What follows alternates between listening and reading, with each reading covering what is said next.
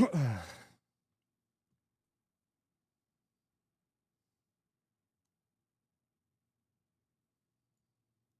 gonna bring these ladies in here and then, you know. Yeah, make sure I'm looking right now. I'm just trying to change. I don't know, make sure I change. I'm bringing that one by one. Blueface got me those smack me on the ass shorts on, huh? Where I'm sitting right here? Yep. As Rick Rock would say, Blueface got those smack me on the ass shorts. That's why you got one. Okay, just walked into speed dating. One more speed date. One more speed date. Nope. Top of the morning quick. Nah, I got you before you went to sleep. I'm running the show. That part. I know, working nights is fucking throws off your whole schedule, huh? What, you work graveyard? Or what's your hours? Cause they got like the evening shift and then graveyard. What's graveyard, like 10 to 6 or something? I like what you got on. Thank you. Is that cheetah print? It's Cheetah. I'm a panther. How old are you? 23. She's a panther. Okay. You was born in what year? 2002. Ooh. Now I got a song. I said if you was born in 02, I'm too old for you. Oh, yeah?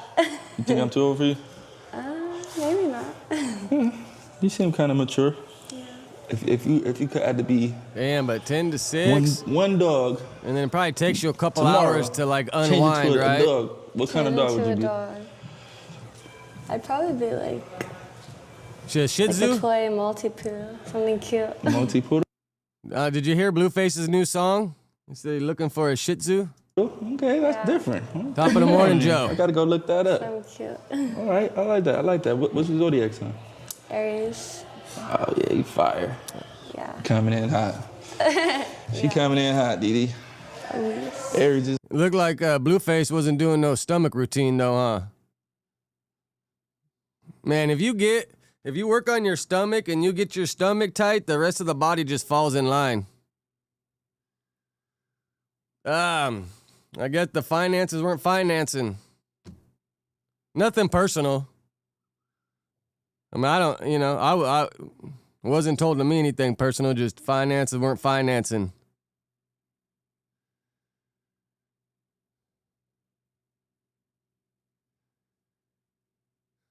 No, right? That shit's, I don't know why he's wearing like a Under Armour type shirt. It's fire, man. Hi. What's your name again? Eleni. Lenny? Eleni. Eleni. Yeah. Nice to meet you. My name is Blueface. Blueface. AKA the 101 Dalmatian. Looks like she got a tummy do, right?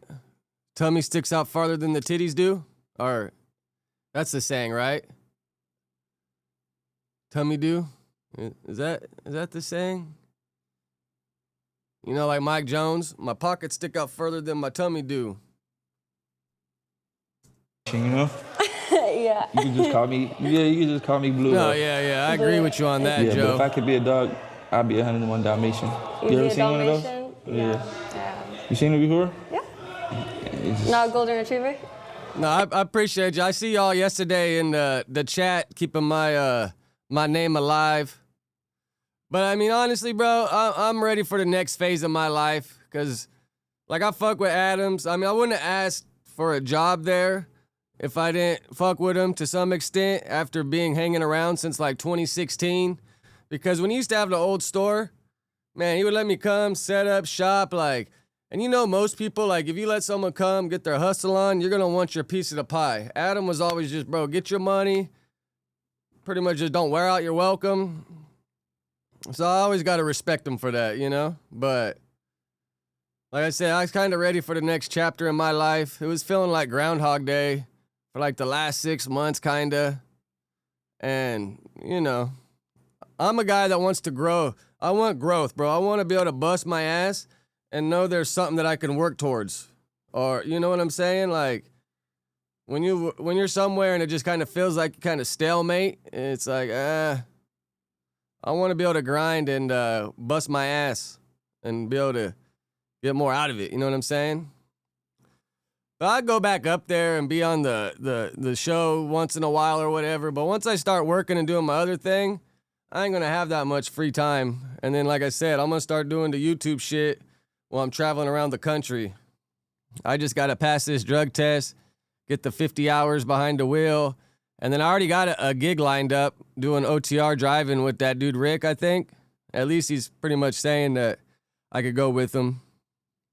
And then, bro, yeah, just hit the road, start popping up on people everywhere. You know, I'm ready for it. I'm ready for it.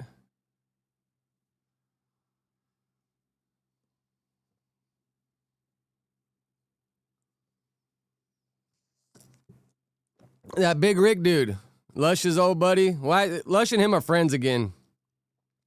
But he owns a bunch of, I don't know if he owns a bunch of trucks, but he got some trucks. He got routes.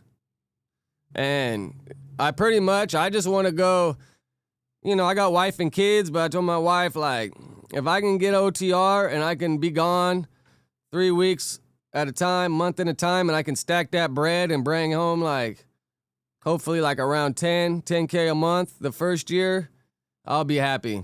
And then after that, maybe level up, get my own truck. And then once you get your own truck and you do that for a little bit, then you just replace yourself in the truck, get someone driving it, and then you start just booking the loads. And after that, you get another truck.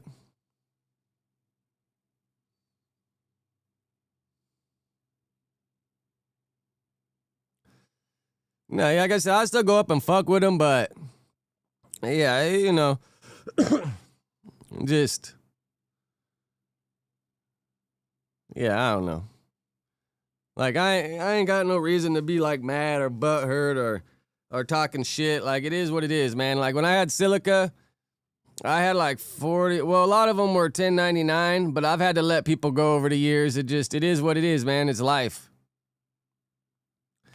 And to leave and start being all mad, like, it is what it is, you know? It is what it is.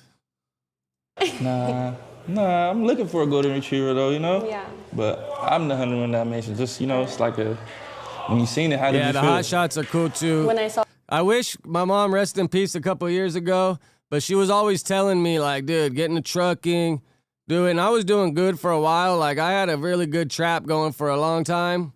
And then that game just fell apart. But I wish I would have bought some truck. I wish I would have listened to my mom and bought some trucks and started doing that. At least even got the trucks and let her start doing it for me. And then when I was ready, just circle back around and get into it.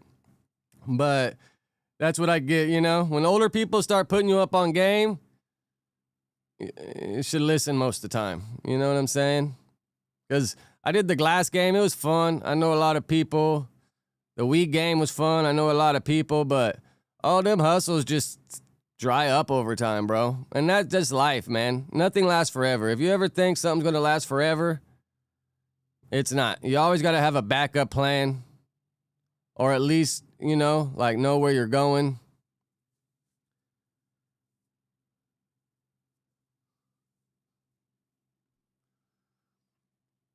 And then, yeah, with that, you know, you get good routes. You build good relationships with people. You could stay busy making a bunch, but on average, man, those people make like 80 to 120 a year. My sister's brother made 120 grand in 8 months. But then he got caught because you got to have two phones, especially if you're working for a company that's on your ass for shit like that. He didn't have two phones, so on the one phone that they had, I guess he couldn't get his well, he said he couldn't get it like when he was using the phone or whatever. So they had to let him go, but yeah, man, he made like 120 grand or something in like 8 months.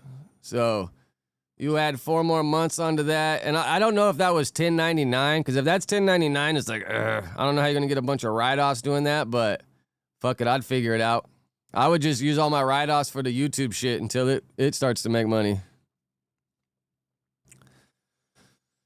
Yeah, man. Fucking box truck. Because a lot of times what a good hustle is if you get a little warehouse, and then you get the semis and you bring the loads and you bring them to your warehouse, and then you break them down and you put them on the box trucks and you deliver them around the city. There's a lot of that's the thing in trucking, bros. There's so many avenues and so many different ways you can make bread. What I would like to do is, like, when I'd be on tour with Juice, there would be 2 semis driving around to all the stops, and they have like all the stage equipment, speakers. I don't know what the hell they had in there, but they had 2 semis that went to every stop, and I would like to do that. Drive the truck for, like, say the NBA YoungBoy Tour. You know, we got a couple semis driving everything to every stop, and then you park in the back. I'm sure you get passes to go to the show, and imagine doing a 2-month run for a tour. And if you like the artist, so you get to drive around, go to all the concerts. Bro, the food that they have on big tours, some of the best barbecue I had was on the Juice WRLD tour, and it was like, because the caterers will come and they'll be for like 4 or 5 stops, 6 stops or whatever. But some of the best barbecue I ever had was like OKC, Arkansas, Oklahoma. These people came, bro. I ate that barbecue for breakfast, lunch, and not breakfast, lunch, and dinner, but lunch and dinner, man. That shit was...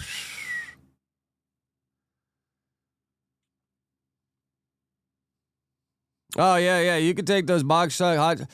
Hot shot is like a smaller semi, though, right? Or is a hot shot considered a box truck?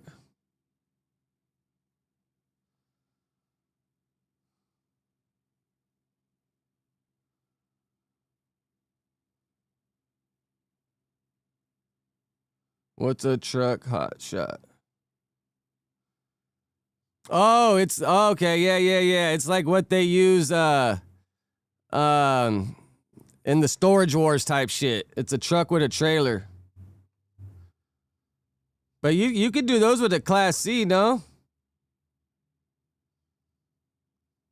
Yeah, there's a lot of money in that shit, bro, too. It's all about relationships and just the job boards and all that shit.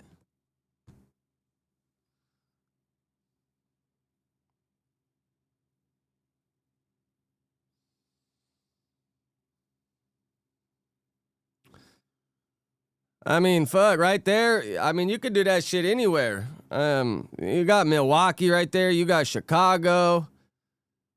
You got Minnesota. You got a bunch of big states or big cities over there. But the good thing coming from LA is a lot of shit comes to Long Beach Harbor or San Pedro Harbor. All the shit from China comes to LA first, and then they break it down in trucks and take it across the world. Shit that goes to New York and New Orleans and Miami and all that, I think is more shit from like Europe. I still got to learn all that. But what my mom did teach me is trucking's all about seasons. So some seasons stuff will be coming out of this place, other seasons stuff will be coming out of this place. And your biggest bet is if you get a load going somewhere, you want to get another load in that town going somewhere else. You don't want to be driving around with an empty truck.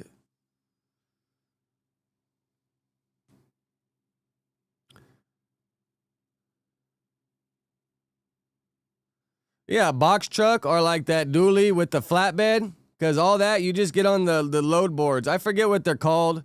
But they're like load boards, and you go on there, and people are saying, hey, I want to take this shit from this place to this place, and I'm going to pay $1,500.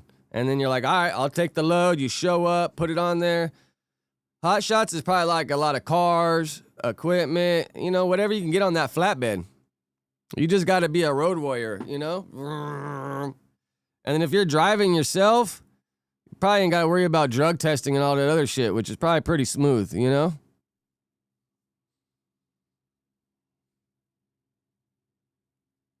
Yeah, but it's just all those load boards. Let me see if I can pull one up. Forget what they're called. Let's just see load boards, see if anything pops up. Yeah. A lot of that shit's all digital now. But like if I do that OTR shit with Rick, we can I sleep, he drives, he sleeps, I drive. And bro, you can get to New York in like 3.5 days that way. And if you get a load from LA to New York, I think, bro, that's between like three to $4,000. So imagine if you can get $3,000 going to New York in like 3 days, 3.5 days, and then you get a load coming from New York to somewhere else, And if you can get like 6 grand, 7 grand in a week, subtract the bills for the truck, the gas, blah, blah, blah. I mean, shit. We'll say 7 grand a week times 4 weeks, 28 grand. Shit, if I get 30% of 28 grand, what the hell is that?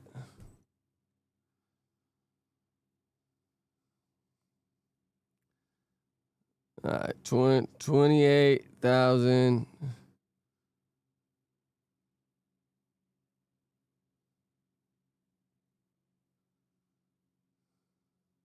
$28,000 times 30%. That's $8,400 a month. I wouldn't be mad at $8,400 a month, at least for starting. Shit.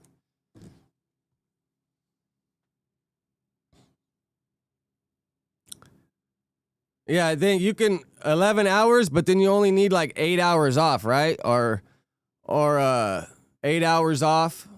Even if you need 10 hours off. I mean, you can drive for 11 hours, get that other off, and then I think you can only drive 80 hours in a week or something like that. That fucking little study book's a lot, but I'm sure that's once you get behind the wheel and you start going, you'll like learning all that shit. I know back in the day, like my grandpa and everybody, they used to carry 2 logbooks, and they would just work that shit, and they would just keep moving.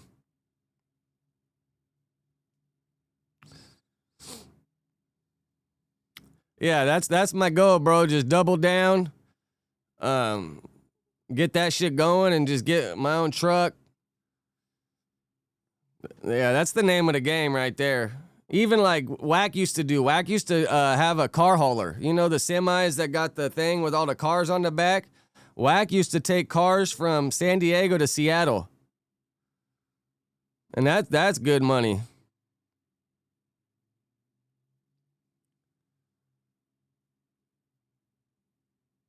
Yeah, 11 hours behind the wheel is a lot, but I mean, bro, at this point in my life, it's all about the money, bro. It's all about the money. Yeah, I'm sure Wack did a bunch of other stuff, but when he mainly talks about it, he talks about the car hauler, I think. That's when he said he was doing good. If you watch that old the Tupac and Biggie shit, the Unsolved series, there's a guy in there that they act as Wack because Wack was hauling some magazines or something, and they thought he was hauling drugs, and then they pulled his truck over and seen it was magazines instead of drugs. I wonder if anybody's put that shit on YouTube. Let me see.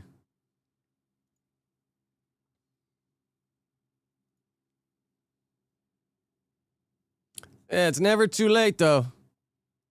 It's never too late, quick. I mean, the DOIs might fuck you up for now, but you get your feet wet, you can find something to do.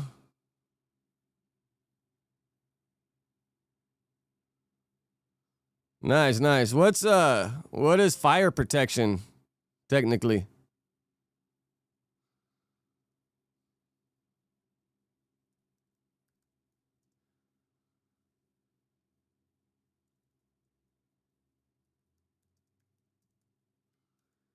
Let's see if anybody put this clip out there.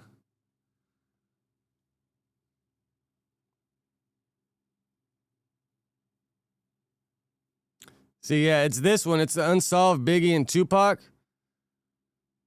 But there's I think it's in episode 7. Oh, Fireline. Oh, yeah, that's good. A lot of people need that shit. For the inspections and all that shit. I had a couple homies that used to do sprinklers, and they made a shit ton of cash, but they were like in the union.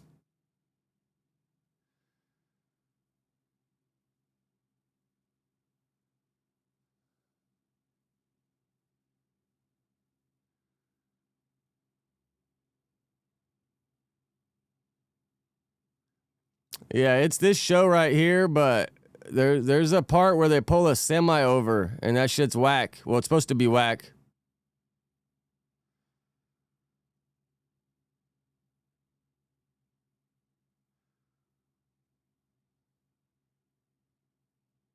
I guess it ain't that popular enough to put a clip out here.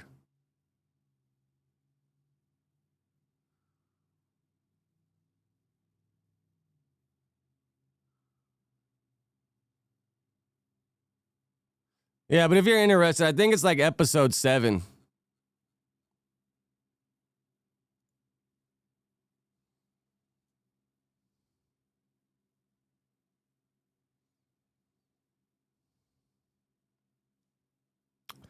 Now, you probably make good money just selling the fuckers their fire extinguishers, because a lot of people don't know that your fire extinguisher has to be recertified every, I don't know, 4 or 5 years or something, right?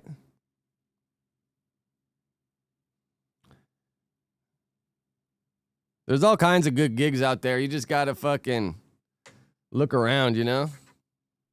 Can't get stuck in your comfort zone. So what? The Dalmatian you seen is just like, wow, look at that. Yeah. That's What me. do you think about Dalmatian? Yeah, look at It's unique. That's the end of the day. that. Okay, thank you. What you think? What do I think? Oh, wait. Ooh, okay. I like that. Damn. All right. 1 for 1. I'm gonna grab the next girl right now. Oh, damn. She got it back there. Yeah, because I wonder, is this how you found the girl for his music video? Millions. Hey. Oh, snaps. Hello. It's like, am I tripping, or does Blueface kind of look like 4 Extra when he's kind of heavier? We got Snow Bunny. Yes. What's up? How are you? So I heard you were looking for a golden retriever, so here I am. Yeah, you actually do look like it. I know, literally. You got that vibe. Right, so, boom. What's your zodiac sign? Taurus. Oh, man. What are you? Okay, but I don't like going off of that because people are so You gotta follow the signs, though, you know? a little bit. To You might miss your exits. You know, What are follow you? the signs. I'm an Aquarius. Okay, I like Aquarius, Yeah, actually. you know, we just go with the flow. Keep it Yeah. vibrant. Mm-hmm. Taurus, though, I Yeah. had a couple of those. Really? Do you like them or no? You know what? They're very, they start out strong, but they don't finish strong, you know? Okay. They start out real, like, you know? And then as time goes on. And then they kind of fade? Yeah. Well, I would love to show you that I'm different than that because that's not how I am. Oh, you're not gonna fade? I keep the same energy all the time. That's right. Okay, I like Yeah. that. Sounds sure. 100%. How old are you? 21. Oh, fuck. Grown women. Grown women. What year you was born? 2004. Hit the black button whenever you want. It's always green. That's literally my name. Thank you. Hey. Ooh. Right? Nah, that's a quickie, huh? That's a quickie. Always. 21. I'm getting the next girl right now. Nah, she got cheeks hanging out and everything. I see Diddy. Diddy got a lot of girls with some backfield back there, man. Alright. They just young. I don't want no young man. Young. I mean, how old is Blueface? He's like 30? I know what time it is with these young, you know? But it's crazy, I guess. It's 2025 now, so. Blueface 28. People that was born in.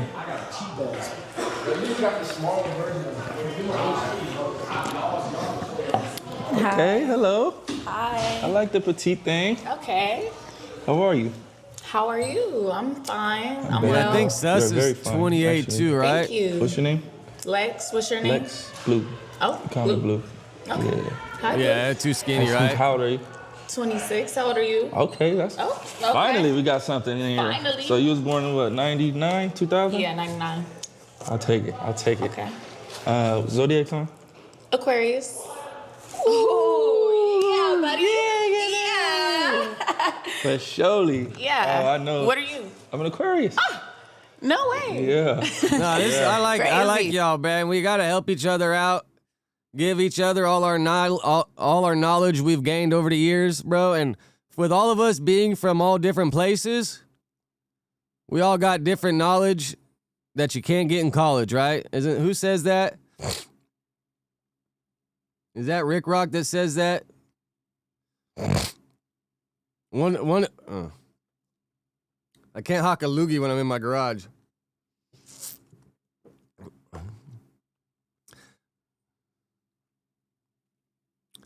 Damn, 36 an hour? That's decent living right there. Yeah. Crazy. Yeah. Crazy. How do you feel about that? Do you think you could be with another Aquarius, someone else like you? I've never done it. 'Cause I How know- about you? Have you done it? You know what? I did try a couple Aquarius women out, Oh, really? and from How was that? from my experiences, you guys got a lot of guys in love with y'all, and you want the craziest one. You want the one that's Yeah, I'm sure really NASA just got fucking go crazy, good which is benefits nothing too, wrong with right? that. You know, who doesn't want somebody who's gonna do the most for them? You know? Okay. As you should. Yeah. But Houston, we have a problem. I know you got options. Me? Oh, Yeah. no. You don't got no Oh, options? no. You ain't No got options. options. I ain't got options. An Aquarius woman, you know, with no Aquarius options. woman, no options. I don't know if I believe it. For sure. Give me No, a how thumbs can you up prove if that? if you fucking with me. I can't really. I'm single. Okay. You know, this live. I'm single. So ain't nobody gonna see this and Ain't nobody gonna see come this out. and say nothing. All right, look, hey Nothing to man, say. I'm check this single. out. If you claiming this, man, let me know now, cause if not, man, you might not get another chance. I'm single. That's right. Looking for a golden retriever. A little Well, it's a 101 Dalmatian, baby. You fucking with that? You like? Can you fuck with a 101 Dalmatian? Oh, contractor. Is this the? Yeah, they probably get you with the little contract and and shit, huh? It's the time. Yep, it's your time. I knew it. It's the Aquarius. Why you hit X? Cause she You an know. Aquarius. She just wants to leave an impression. Why you hit the X? No. I know why. She just been on me. She I been know. on me this. I know. What's the black one mean? Is the green one no go and the black one's a go? You think the green one would be to stay? Yeah. She kind of rigged. I'm gonna get another one. Aquarius women are just like, Huh? Yeah, sure. I'm gonna grab the next girl. Hold on. Oh, okay. so crazy. I seen that coming, gang. Aquarius woman, we better off friends, you know? Oh, She wants Great. somebody crazy after her. I want somebody crazy. I don't really buy into the whole astrology thing, man. I mean, all that shit, you can find any commonalities with any of it, man. Like, you read someone's horoscope and it's just very vague. It kind of says what you want it to say, I feel like. You have to be, so. I'm on a date. Oh, hello. Oh, hello. Because even like me and my wife, she's a Pisces and I'm a Virgo.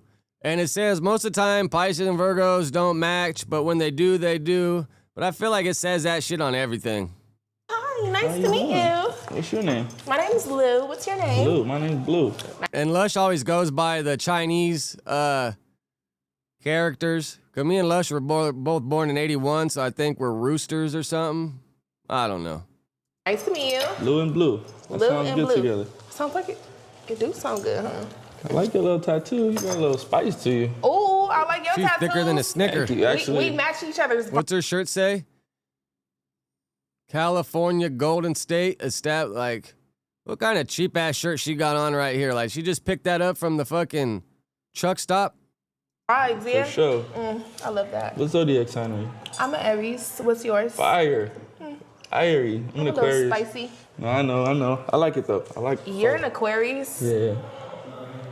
I know. I just had one in here and I just sized her all the way. I already do. But the thing is about Aquarius, y'all like some real life lovers, but like You're the one no one believed worked there except for evil. Top of the morning, Bishop. I don't really understand that last question, quick.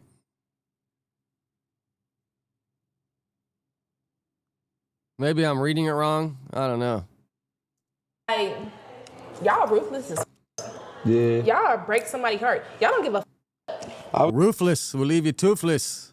That's one of my crews I'm from, RTL, Roofless, Refuse to Lose. I used to like to do the graffiti thing, and then I just got old, man, and just, once you got wife and kids and a job and everything, because, bro, if you want to get up doing graph, That's a full-time job, man. You got to be out 4 or 5 nights a week going hard. If not, it's just for the fun. I was just telling. Get it out your chest. Fuck who? Oh yeah, Joe. Yeah, for sure. I think he is. We got options, you know, and we kind of want the one that's like ready to do the most. You want the oh, okay. As you should, right? You want somebody yourself who want to do the most for you, I mean, right? realistically, This looks like a tough bitch, man. If she goes to fucking uppercut you, man, she's gonna lay your ass out cold. Realistically, like somebody who's done the most.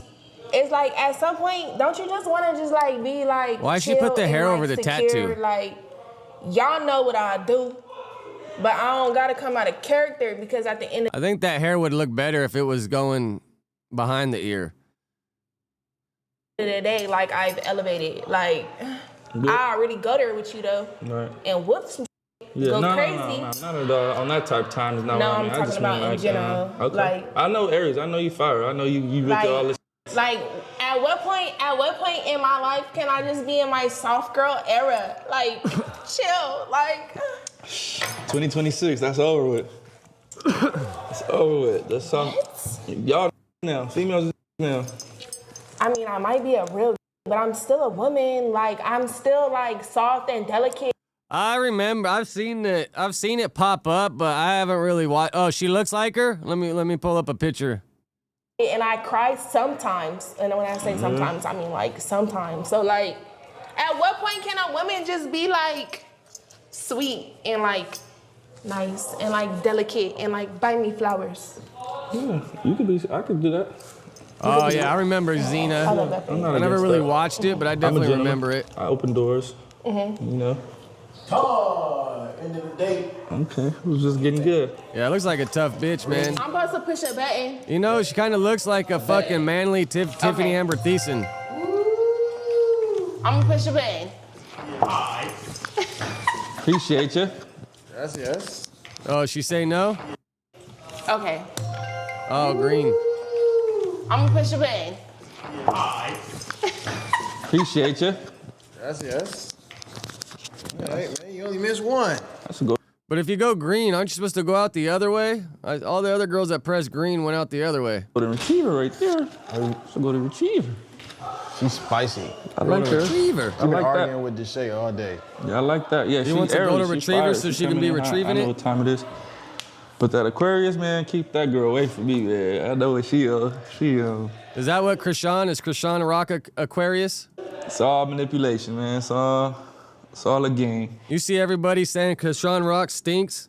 I've seen a bunch of people online saying she stanks. But I mean, that's all hygiene, bro. If you ain't taking care of yourself, you're gonna be a stanky asshole, man. All of that is for this to, you know, oh, she's the only one. If you letting guys bust all in you, that gonna make the pussy stink too. Oh man, hey, whatever you need, bruh.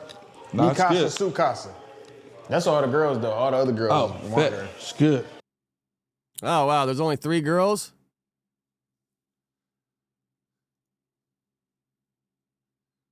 Wait, let me show you around the crib real quick. Yeah. Take me on a tour, man. Show you around the crib, man. You know, we got the pool table, wah. All right, I'm sure you guys seen Desto the other day do the little skit.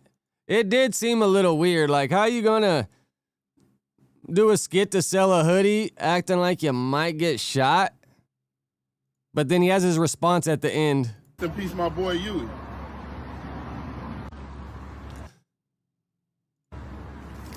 Rest in peace, my boy Yui. Oh shit, I gotta take a piss.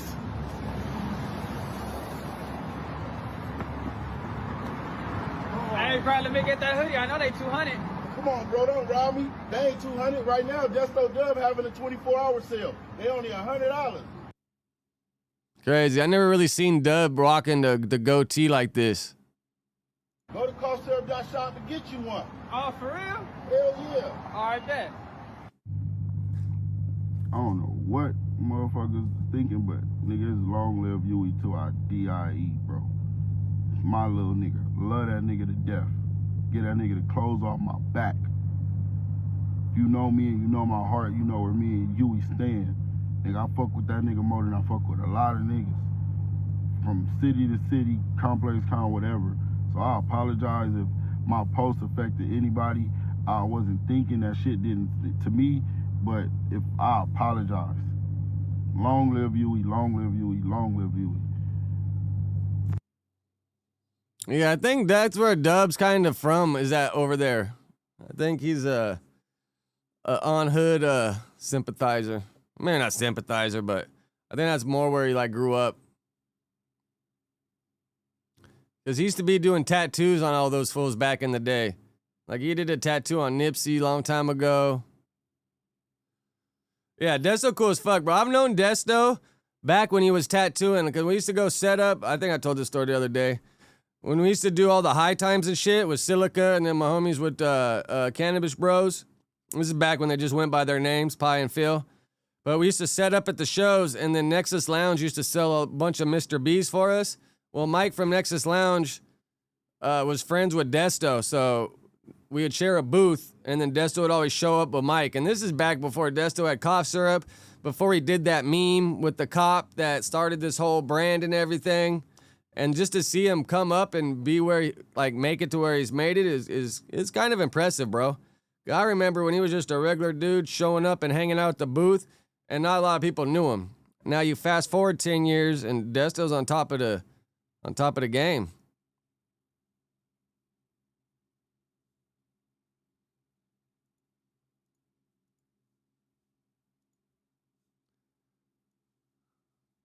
Yeah, I just went through Reddit this morning and saved a few. Yeah, I thought this was kind of funny because Munchie's right, bro. Back in the day, yard was Mando. You at least had to go to 1 yard a day, and everybody got to be out there just in case something happens or whatever the case may be. But I guess with the phones, it probably is changing it up, but still, bro, you got to show face on the yard. Generation or the TYGs, we go to yard, mandatory yard. We out there. Bro, that's cap. That's cap. No mandatory yard. Stop capping. At least for the white boys, bro, it's pretty Mando. Like, you got to be out there. Yeah, I got iPhone. Dead homies. And in fact, the more niggas get phones, the less yard niggas you gonna see them. When you ask, hey, where the homie Stab kill? Oh, he got a phone. You know, that nigga barely come outside. You don't come outside for child. Type shit. I have no idea. Nah, not yet. I think people are trying to say he wasn't or what. I don't know, man. I've heard Munchie bringing this up a bunch lately. And I know for the essays, bro, yard's Mando. For a lot of white boys, yard's Mando. Especially if you're younger, you got to hit the yard at least once a day and show face. Yeah, he just got that bitch. He gonna pimp her out in a minute though. Dead homies. I'm first in line. So that standing and sell shit, like, why y'all be trying to manipulate it, fully? And then people ain't squabbling in prison. Yeah, my other number. Yeah, in prison, it's gonna be I got a throwaway, like a burner phone. Blood and you a crip, or vice versa. Look, I'm gonna address this shit one time only for y'all, gang. Bro. My whole term, I did everything the correct way, gang. How in the hell do I get my phone number? I hit the minimum yard, nigga. 3 weeks, I'm out of there. My points went up, nigga. I'm on active yard, gangland. I did everything the correct way. All that shit niggas popping about Blueface got a DP. I don't screw our crip. I've been from the hood for damn near a decade. I ain't been DP one time. And it's not gonna happen because I follow the rules. I program.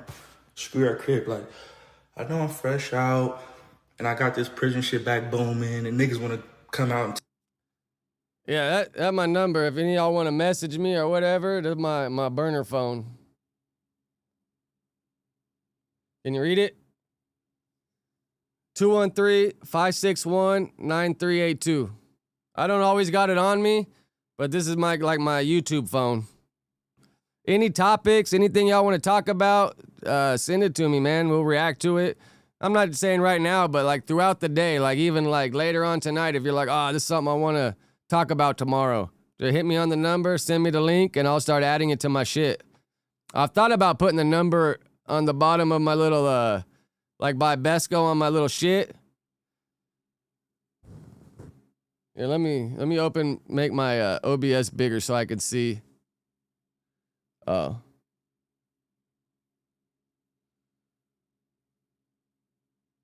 Can you read that?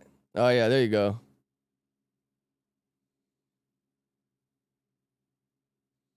Yeah, don't be a stranger, bro. Tap in with a player, partner, player, whatever the hell Lush be saying.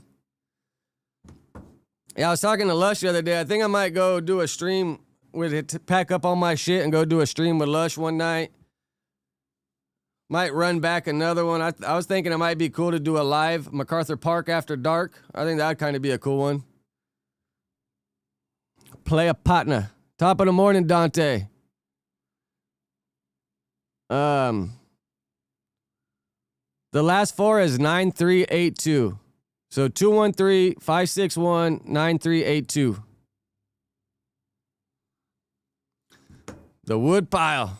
I know it's funny. All these fools like to kind of try to hate on the wood pile, bro, but it's like, just because you're part of the wood pile doesn't mean you're fucking racist, bro. I hate that fucking thought, man. Like, yeah, skinheads, but skinheads technically ain't part of the wood pile, man. The skinheads are their own separate thing. Yeah, we're on the same side of the day room, share tables, all that shit, but the woods and the skins are technically two different things, bro.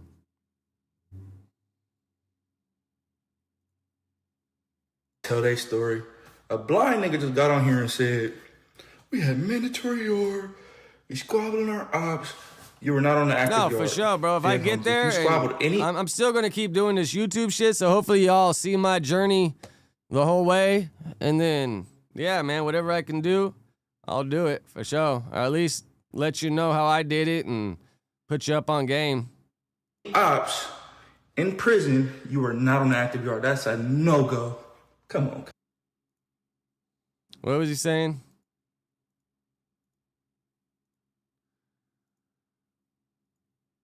Decade, I ain't been DP one time.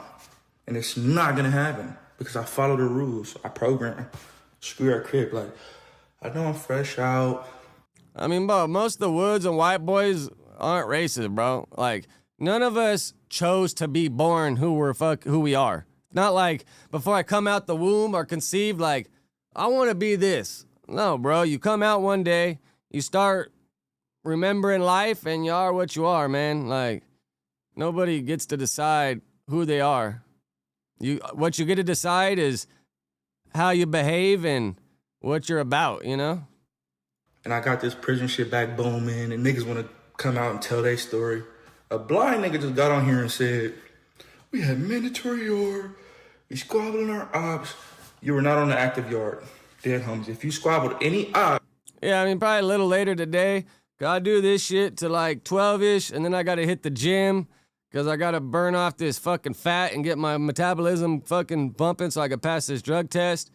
And then, yeah, probably like 2. Any time after 2, really. I gotta pick my son up, but that doesn't mean I can hop on the phone then. In prison, you were not on the active yard. That's a no-go. Come on.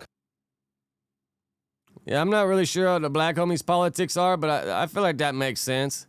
They don't want you squabbling your ops to cause more drama.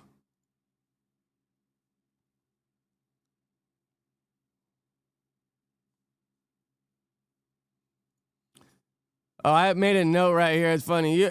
It's funny how all the gangster dudes be saying their community. Every time they say it, it makes me think that they're talking about the LGBT. Why does my fucking thing keep being so sensitive up here? The LGBTQ community. It's like they're still in the community from that community. Man, why does it do this at the top?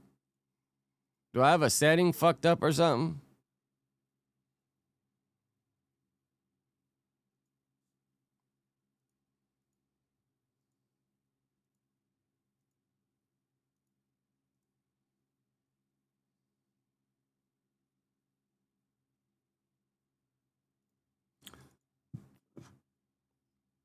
What else is popping? What should we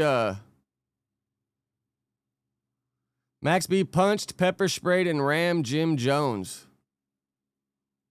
Is this true?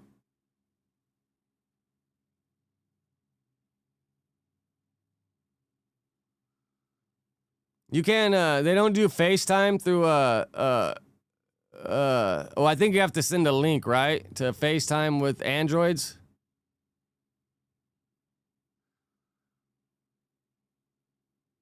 What's some new political shit? Yo, we back with another one, man. Y'all already know Jim Jones, Top Op Home, Max B, the wave is free. Is this old news? Max B done. This is like old ass videos. Punched on Jim Jones, smacked this Bentley up. Yeah, that's all old shit.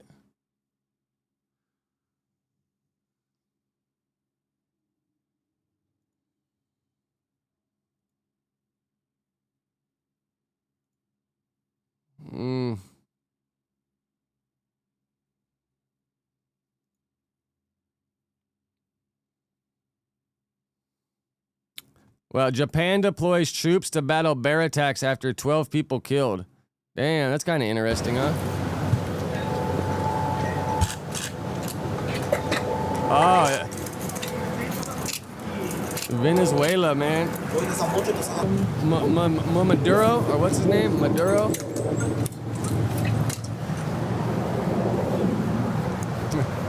Japanese bear attack survivor vows ruthless revenge. They're beefing with Big Deal, the Bears.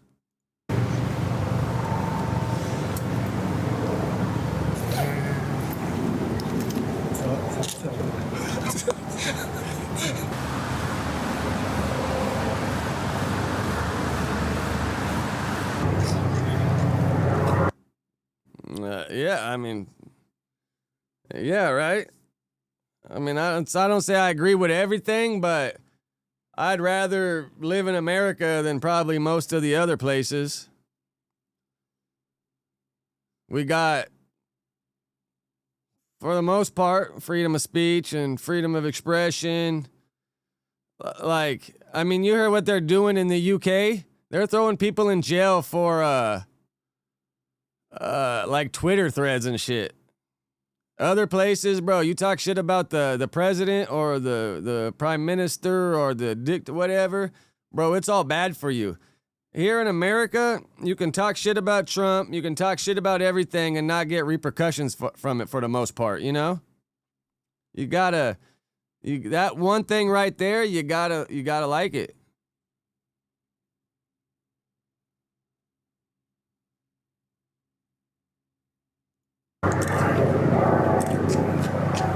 Man, look, what do these guys got this stick for?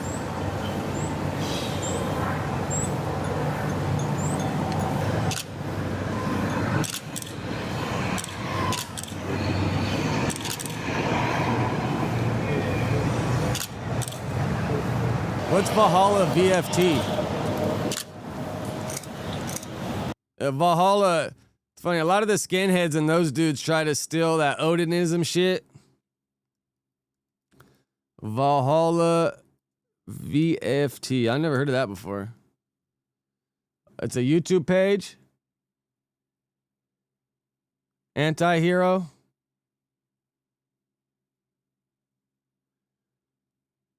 Yeah, I mean, bro, one thing about you gotta respect it. In America, you can pretty much do whatever you want. Just don't harm anybody, you know? And I fuck with that. Like, you remember the ACLU years ago fought and supported, I forget, some racist fucks. And ACLU is like Jewish, I think. But just for the sake of freedom of speech, they supported some racist group or something just to support their like freedom of expression. Whether you agree with it or not, you should be able to express yourself, you know? And if you don't like how these fuckers are saying it, you got to express yourself to battle them.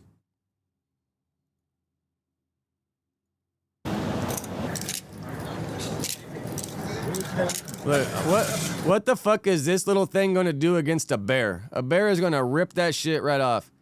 I don't know if you've ever been to Yosemite, but when you go to Yosemite, they got all kinds of signs and they got pictures that bears can literally rip off a car door, a closed car door. They put their claws behind it and they can literally rip off a car door. They're so strong. Just for a peanut. There could be a peanut under your seat or like something little under your seat or whatever in the glove box, the bears are gonna rip the door off, tear the seat out just to get that one fucking peanut or whatever the hell.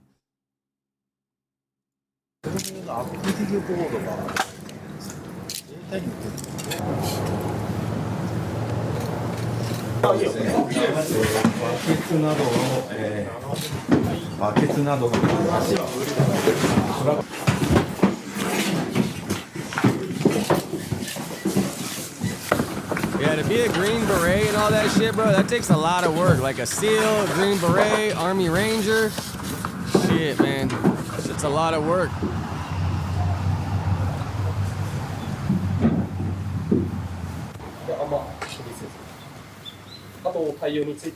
Yeah, they got black, not where I live over here. We got like mountain lions and shit, kind of like in the Santa Monica Mountains. But if you go out by Pasadena, out that way by those mountains, those fools all get bears in their backyard. They get bears swimming in their pool and shit. The closest I ever been to a bear, I was up in Big Bear. Well, Lake Arrowhead, but it's right next to Big Bear a long ass time ago.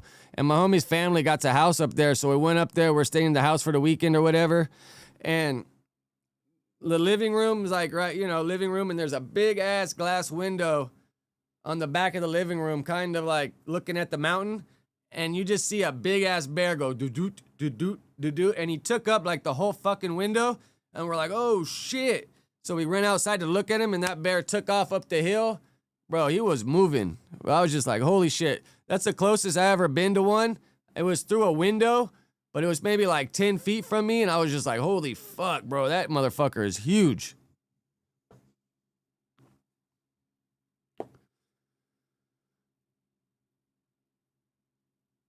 Influence my choice?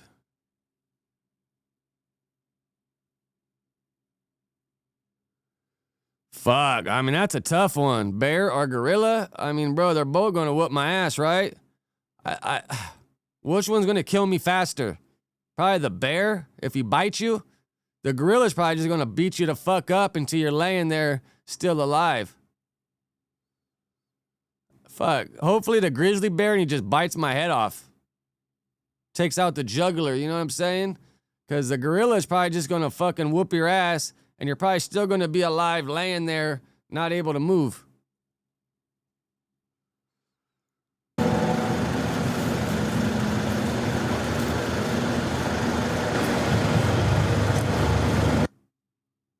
Well, this is kind of interesting.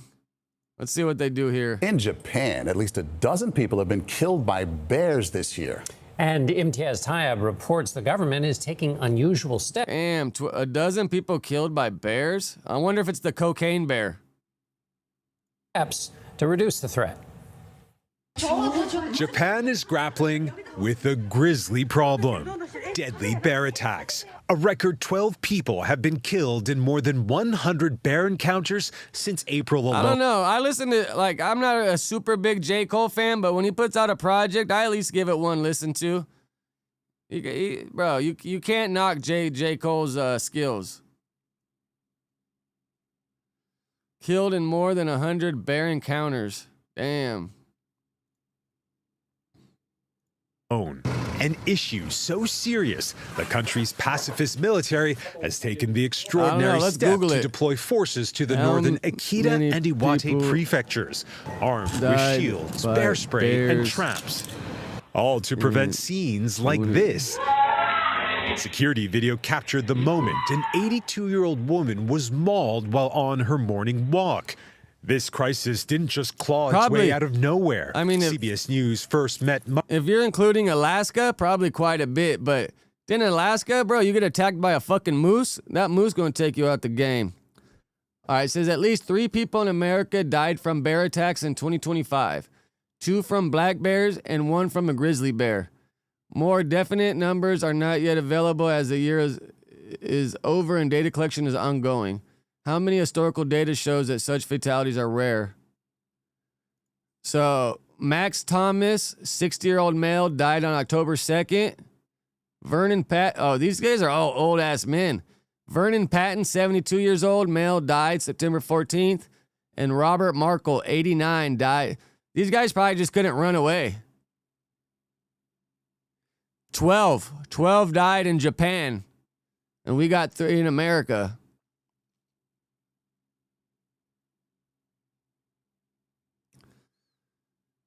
And it doesn't really say where they died at, but I mean, grizzly bears, at least one person was killed by a grizzly bear in 2025, although specific numbers says vary by report.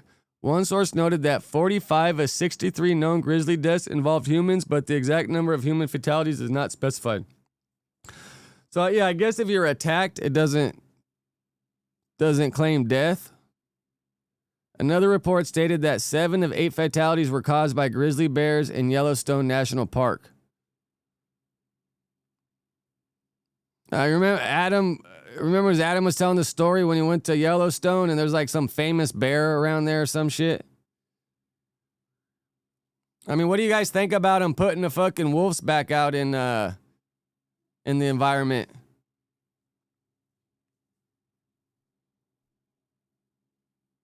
But they say they put the wolves back out there because like the deer and the elk and all that shit would just stay stationary and pretty much destroy one area. The wolves keep the wild animals migrating and moving around, which helps the environment. This crisis didn't just claw its way out of nowhere. Look at the bear on the CBS tree. News first met mushroom forager Satoshi Sato 2 years ago after he was attacked while filming a YouTube video in a northern forest. Despite screaming at the bear, it showed little fear. Fear is spreading fast. Hardware stores Cocaine are stocked grizzly. with bells, sprays, and alarms as Japan looks for ways to coexist with wild neighbors that could wait. Bro, look at that little sign. Alarms as Japan looks for ways to coexist. That's, it almost looks like a stuffed animal. At least they put that part in English. Do not enter. This with wild neighbors that could weigh up to 280 pounds. Because even in one of the world's safest countries, nature can still bare its teeth.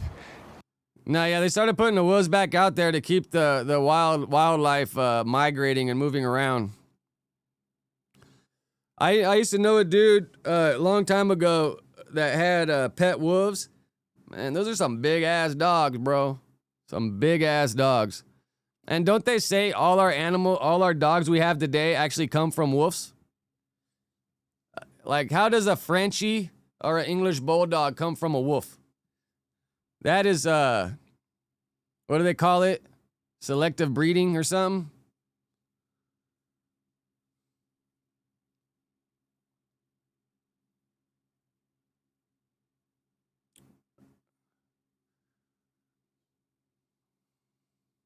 Yeah, Chihuahua.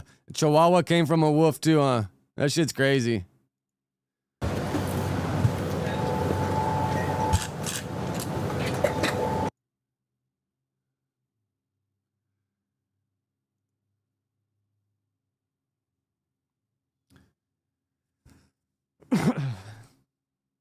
Oh, wow. Something happened in downtown LA?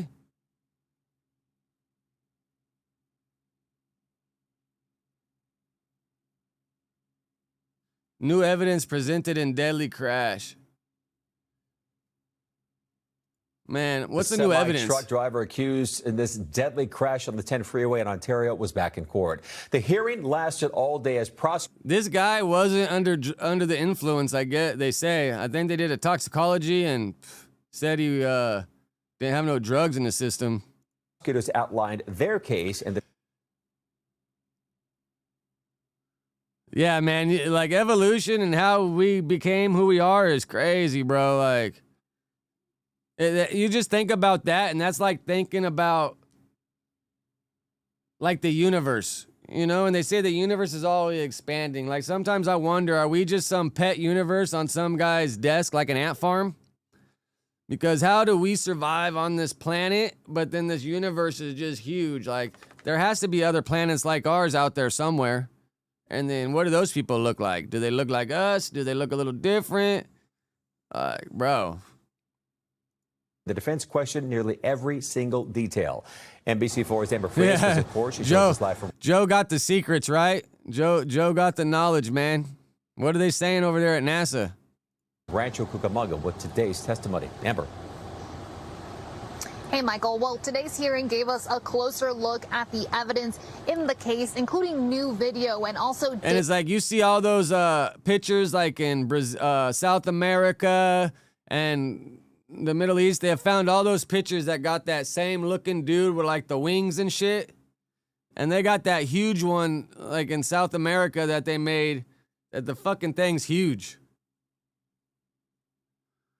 Data on phone usage leading up to the crash, including new video and also data on phone usage leading up to the crash. Now, we heard from 5 different witnesses, and while the prosecution focused on the impact left behind by the crash, especially on the victims, the defense was critical of everything being said about the investigation.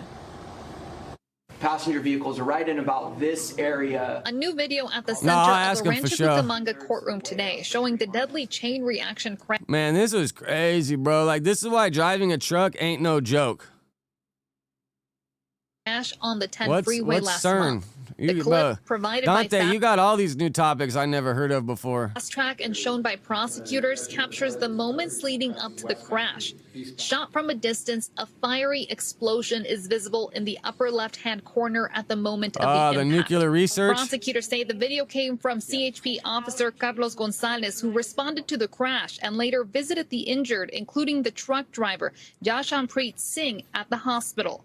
Officer Gonzalez described part of his interaction with Singh at the hospital. Did you ask the defendant any questions regarding his health? I did. What did you ask? I asked if he was sick or injured, taking any medications.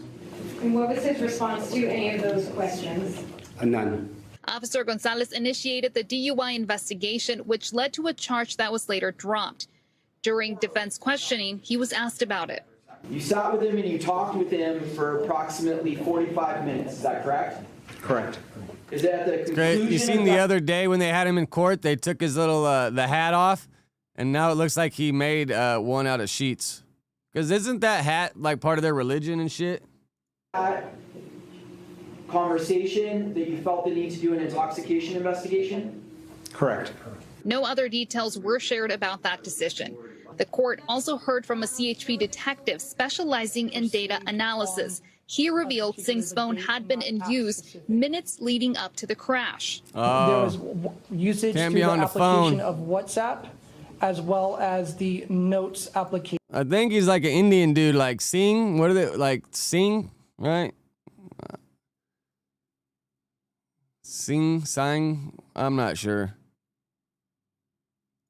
On the phone. And a motor carrier specialist noted some problems with the truck's braking system was also made part of the witness list. There's a brake that was out of adjustment. Keep in mind the tractor has 6 brakes and the trailer that I haven't inspected yet has 4. So there's a total of 10 brakes. Hearing ended with a back and forth between both sides arguing if the charges placed on Singh were correct. But ultimately, the judge moved forward with no changes. And Singh is scheduled to be back in court next Thursday. He will be rearraigned, and this is happening because when he was arraigned the last time, the charges included DUI, and as we know, that DUI charge was dropped this week. He still faces charges of vehicular manslaughter with gross negligence and reckless driving charges. In Rancho Cucamonga, Amber Frias, NBC4 News. My house is dirty? Nah.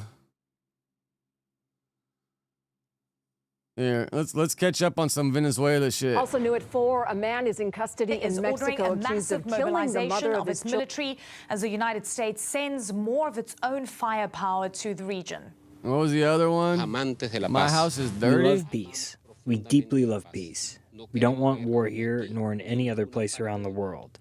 But if they dare to touch Venezuela, they're going to find us in every street.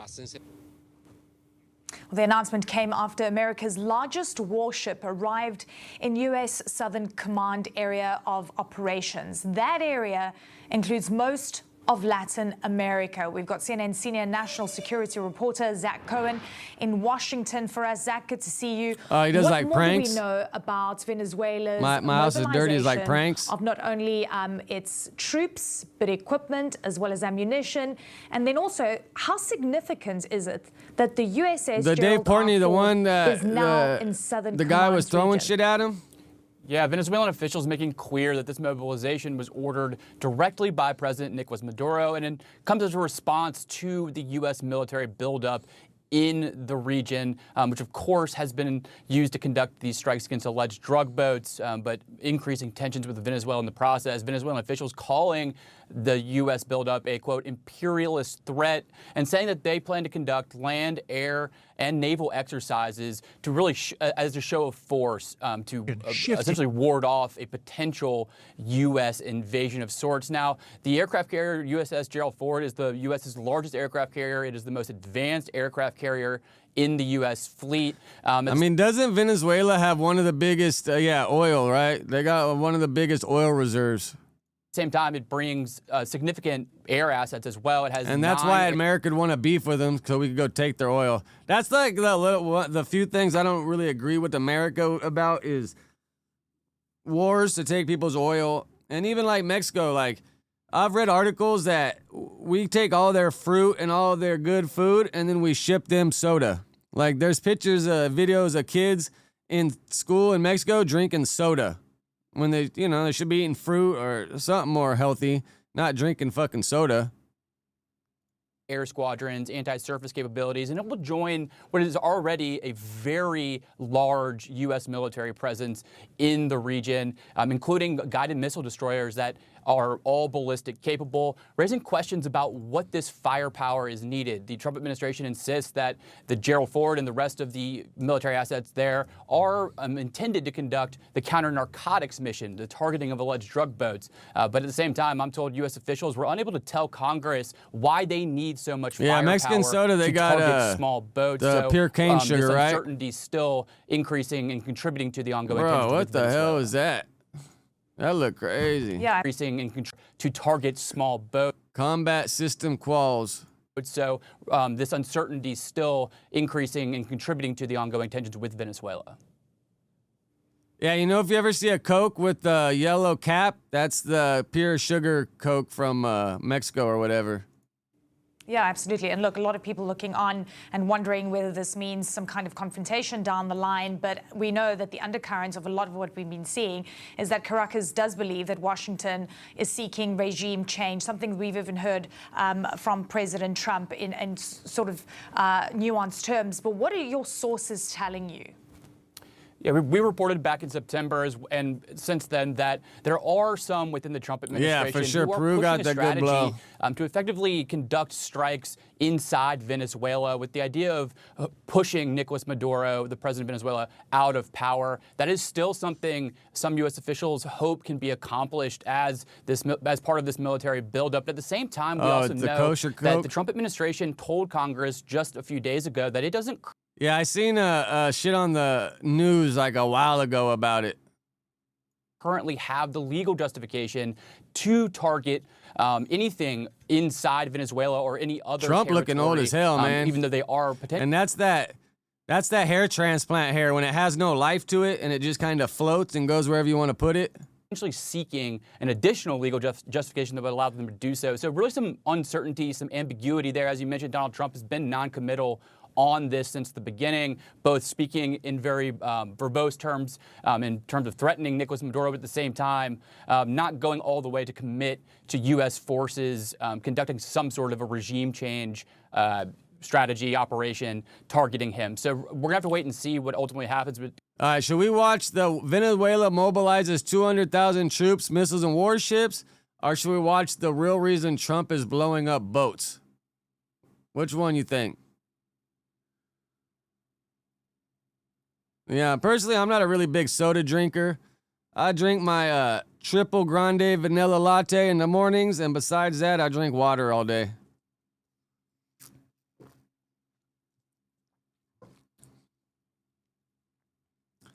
But which one you think? The real reason Trump is blowing up boats, or Venezuela mobilizes 200,000 troops, missiles, and warships?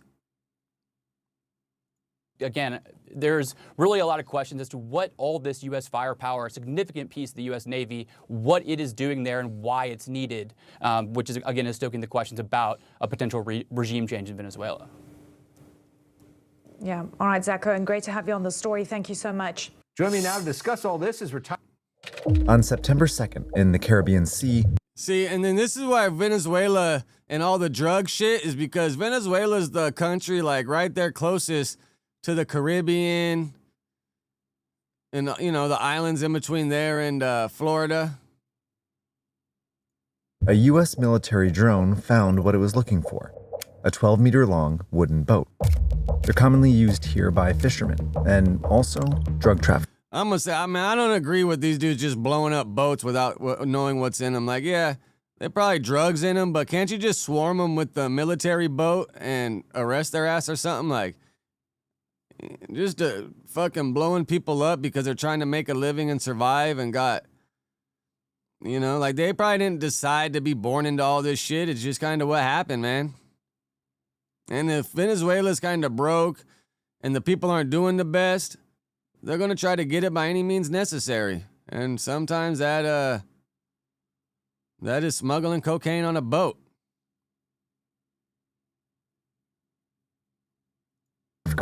Typically, the U.S. would stop and search the boat to find out which, but this time, the U.S. just blew it up. 2 weeks later, the U.S. blew up another boat, then another, and another, and another. Donald Trump claimed that dozens of people killed by these strikes worked for drug cartels, and that this was just the start of his new strategy to stop them. To every terrorist thug smuggling poisonous drugs into the United States of America, please be warned that we will blow you out of existence. Yeah, I mean, bro, last thing you want to do is be stranded out in the ocean were with in the fucking wrong no place. motor. Jesus. Most drugs are produced in Colombia, Peru, Bolivia, and Mexico, then trafficked overland or through the Pacific. Then in October, we found out the real target. Trump is ramping up his military campaign in the Caribbean. Made it clear he wants Venezuelan President Nicolas Maduro removed from power. Trump ordered the Navy's largest and most advanced aircraft carrier to the region. Authorized the CIA to operate inside Venezuela. And warned Venezuela and its cartels. If I was any CIA agent operating in Venezuela, I'd be scared as hell. Because if Maduro gets your ass, he's probably going to hang you in the city center. Make a headline out of you. Striking land is next. How did Trump turn a war on drug cartels into a potential war with Venezuela? This is not stretching the envelope. This is tearing the envelope apart. Where could he take And wasn't he just asking for a Nobel Peace Prize for stopping wars? And now he's right here going back at him. And fucking, he got a gnarly ass turkey neck in this fucking little picture. It looks like got the two lines where the tie is like holding the middle down. He's like, he probably tucks it into his tie. He probably grabs from underneath, pulls it down, tightens the tie, pulls it down as tight as he can. That war next. It seems like a recipe for a war that could go on forever.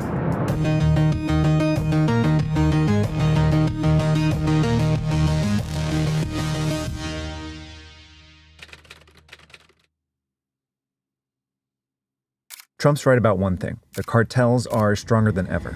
The first modern drug cartel was formed in the 1970s by a Colombian named Pablo Escobar. He smuggled Plato or plomo? Plato or plomo? millions of dollars. Then he united several gangs into one organization and made billions. By the 1980s, the Medellin cartel was making 80% of the cocaine trafficked into the U.S., and its private army wreaked havoc across Colombia. This is the most violent of cities. There's a killing here every 3 hours, some committed by these motorcycle gangs who work on retainers for the cartel. The Medellin cartel was too powerful for the Colombian government to take on alone, so the U.S. helped by sending its law enforcement agencies and its military. America's public enemy number one in the United States is drug abuse. Richard Nixon was the first president to declare a war on drugs, but Ronald Reagan supercharged the military's role in it. He sent so-called military advisors and weapons to Colombia and ordered the Navy to shut down trafficking routes. But the war on drugs wasn't an actual war, and the Medellin cartel wasn't an invading force that the military could shoot without warning. It was a group of criminals.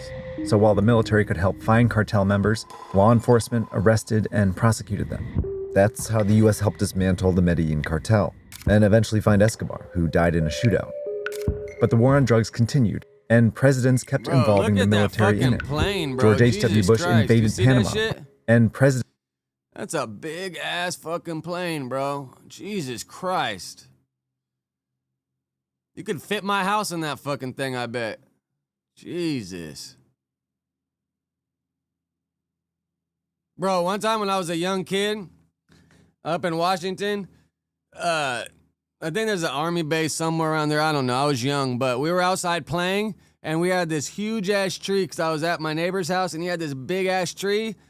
And how I remember it now, bro, that plane was flying so low that I felt like it almost scraped the top of the tree. And it was one of these big-ass, not quite this big, but it was a big-ass jet. And I was just like, bro, what the hell are they doing? It's a military airlift command. Wow, bro, that's a big fucker. And it's all camouflaged. Presidents kept involving the military in it. George H.W. Bush invaded Panama, partly by citing Panama's leader's indictment for drug trafficking. Bill Clinton deepened the military partnership with Colombia, and under George W. Bush, the military shared intelligence with Mexico. This strategy didn't win the war on drugs, but it made a difference. Had the U.S. never focused on this issue, you could only imagine these groups could be even more powerful, right? Will Freeman is an expert on organized crime in Latin America. But has this stopped drug flows or radically decreased them into the United States? No, it has not. There's one thing with politics and all this Overdose shit deaths from cocaine and heroin increased over the last 25 years, and deaths from fentanyl skyrocketed. All this news is more, I feel like more people are interested in this kind of shit than just regular old YouTube podcast beef. To almost 80,000 in 2020. Wow. Yeah, fentanyl is really fucked because, bro, real heroin, it's kind of hard to OD on real heroin. Like, it happens. But it's a little harder than, look at the man. It's crazy how they say cocaine has more overdose deaths. I always felt like cocaine was kind of hard. But I guess, if you slamming cocaine, that shit can give you like a heart attack or whatever. I forget what it's called, cardiac arrest. 2023. This demand kept the cartels in business. After the Medellin cartel, the Cali cartel took over. Yeah, no. Then Colombians started trafficking through Mexican criminal groups who evolved into even deadlier cartels. But now they got those when the little, U.S. and Mexico cracked down on them, they just fractured into more cartels. Today, these cartels are partnering with criminal groups in Europe and Asia to traffic drugs around the world and make tens of billions of dollars a year. More than enough money to corrupt officials, innovate new ways to evade detection, and diversify into other crimes like human trafficking and wildlife poaching. These are really formidable organizations, and as long as there's that demand and as long as there's robust supply, then fundamentally I think you're going to be talking about putting a lid on a situation, but not eliminating it altogether. But Donald Trump came into office with a new plan to fight the cartels. It didn't involve curbing demand or law enforcement. The cartels are waging war on America, and it's time for America to wage war on the cartels. But in these countries, you got to figure out a way for them to make money and be able to survive, because if the easiest way for them to survive is just farm cocaine and make drugs and ship them, that's what most people are going to do, man. You got to give them another way to make money. This story is moving super fast. Trump is striking boats in the Caribbean and in the Pacific, and he recently authorized the CIA to work inside Venezuela. Now, what interests me about this story is how different outlets are covering it. This level of insight is only possible thanks to our sponsor this week, Sex by covered by Selec against criticize the world, giving us what's being covered but how it's being covered. And Ground News makes that job easy. 40% off their Advantage code for that. So Aragua, a gang started in a Venezuelan prison, and Cartel de los Sols, a criminal network in the Venezuelan military. Trump designated them as either foreign terrorist organizations or specially designated global terrorist groups, labels the U.S. used before.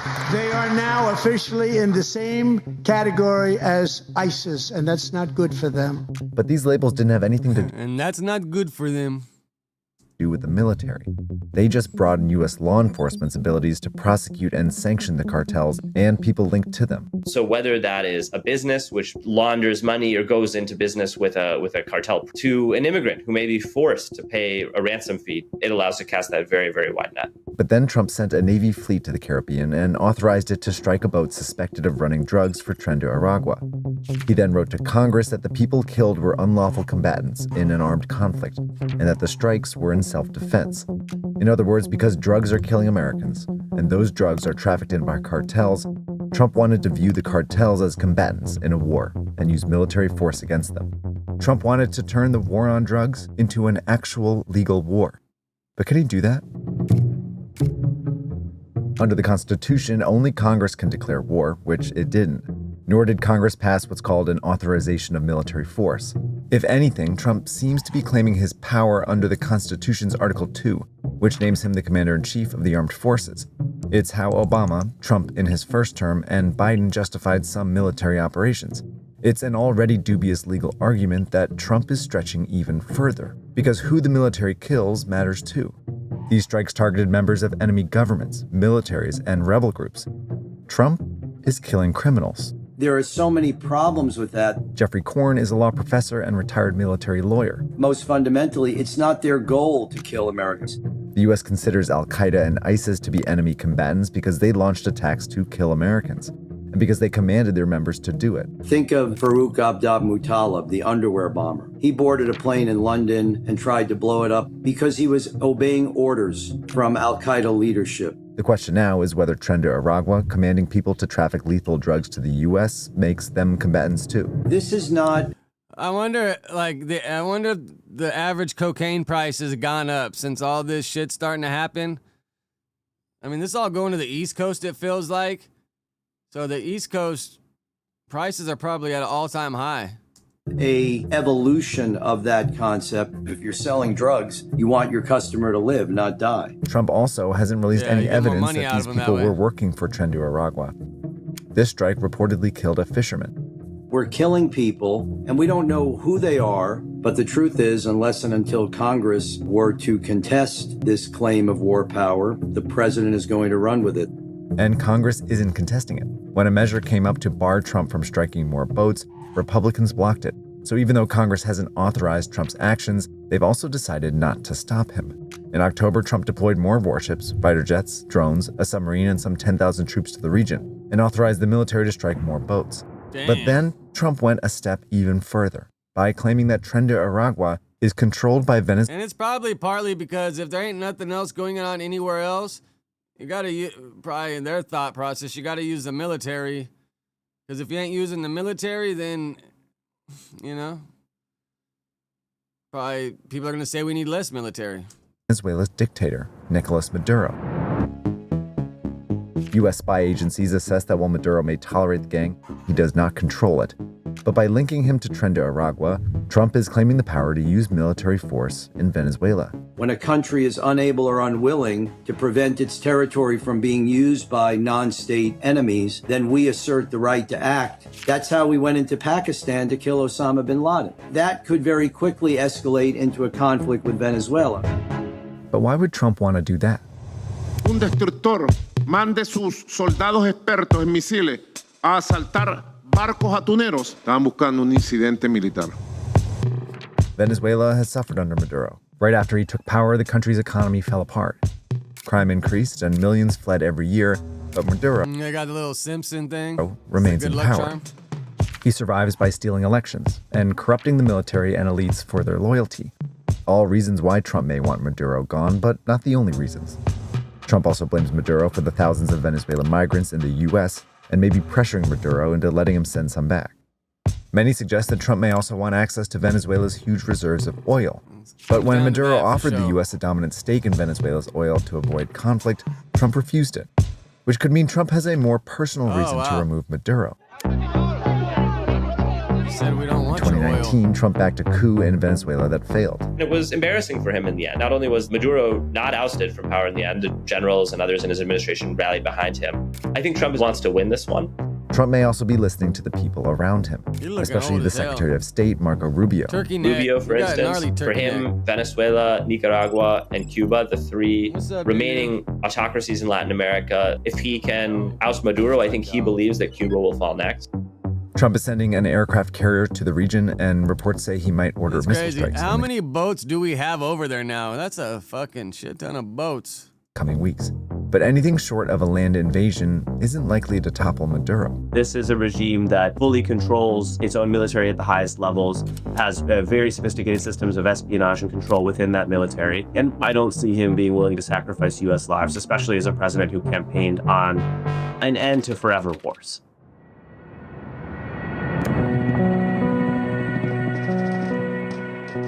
The war on terror started after 9/11, when Congress authorized President Bush to use force against basically anyone he could link to al-Qaeda. Later presidents used these broad limits to justify fighting in dozens of countries for 2 decades. It left the U.S. exhausted and, by some estimates, killed 4 million people, something Donald Trump promised not to repeat. We spent $9 trillion bombing the hell out of the Middle East. And what the hell did we get other than lots of dead people, including our people? Under Trump, we will have no more wars, no more disruption, no wars. My rhetoric is going to keep us out of wars. But Trump's war on the cartels has even fewer limits than the war on terror. He doesn't have permission from Congress, nor is he even seeking it. I don't think we're going to necessarily ask for a declaration of war. I think we're just going to kill people that are bringing drugs into our country. Trump is also claiming the power to kill suspected criminals. That's a much larger group than suspected terrorists linked to al-Qaeda. Mexican cartels are responsible for most of the drugs trafficked into the U.S., and Trump considered striking them before. The president pulls me aside on at least a couple occasions and suggests that maybe we have the U.S. military shoot missiles into Mexico. For what? He would say to go after the cartels. But that would be crazy, bro. Shooting missiles into a country next to us. The authority Trump is claiming could also include the power to strike the criminal groups those cartels work with, or any group Trump deems as putting the U.S. in danger. The problem is Trump is claiming the power to go to war against anyone, anywhere, forever. What could be more of a forever war than going after a set of nameless, faceless cartels until they stop waging war on Americans, which I think we all know is, in some volume or other, never going to stop. And if Trump can declare war on criminals, what's stopping other countries from doing it too? Do we really want other governments to be able to say, well, I've got a criminal problem, so now I'm just going to call it an armed conflict and unleash combat power like I'm in a war? There's a human consequence for that. Congress is supposed to place limits on the president's power to declare war. Trump is showing what can happen when it doesn't. Hey everyone, thanks for watching. If you haven't subscribed to Search Party yet... It gave us a little bit of info, huh?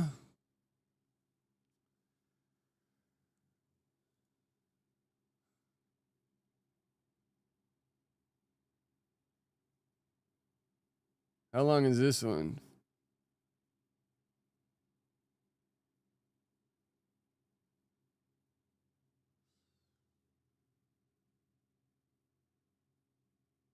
Wow. So what happened here? CCTV footage shows Israeli settlers attack Palestinian food warehouse. How do these catch on fire? Oh, they're fucking lighting them.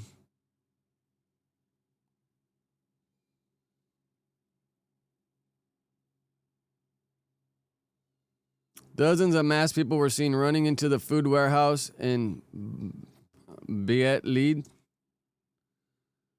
Now this guy's like, let me throw a rock at it. They set fire to dairy trucks and smashed windows with batons. Around 60 or 70 settlers entered our premises and they started attacking our employees. We instructed our employees to take shelter, and then the settlers started attacking the premises from the outside, throwing stones on the windows, and then started burning our trucks, which were outside.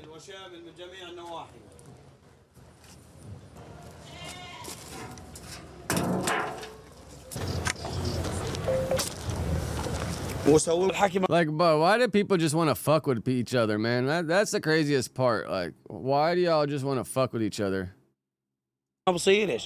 بصيرش أنا كشخص من حقي إن أعيش بأمن بديش أقول بحرية كبيرة بأمن أبقى مأمن على أولادي لما إني أنام أقول ها فيش شيء بس أنا في أي لحظة بيجي شوي بيجي هذا الحكي ما بصيرش هذا الحكي بصيرش إحنا ضل عايشين طول حياتنا فترة رعب وخطر.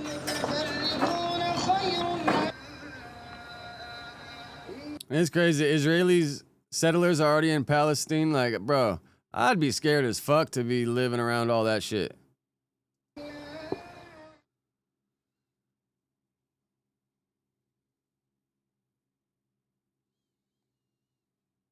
All right, I saved a couple over here on my playlist. I got another tab open on the other side. Saving some shit.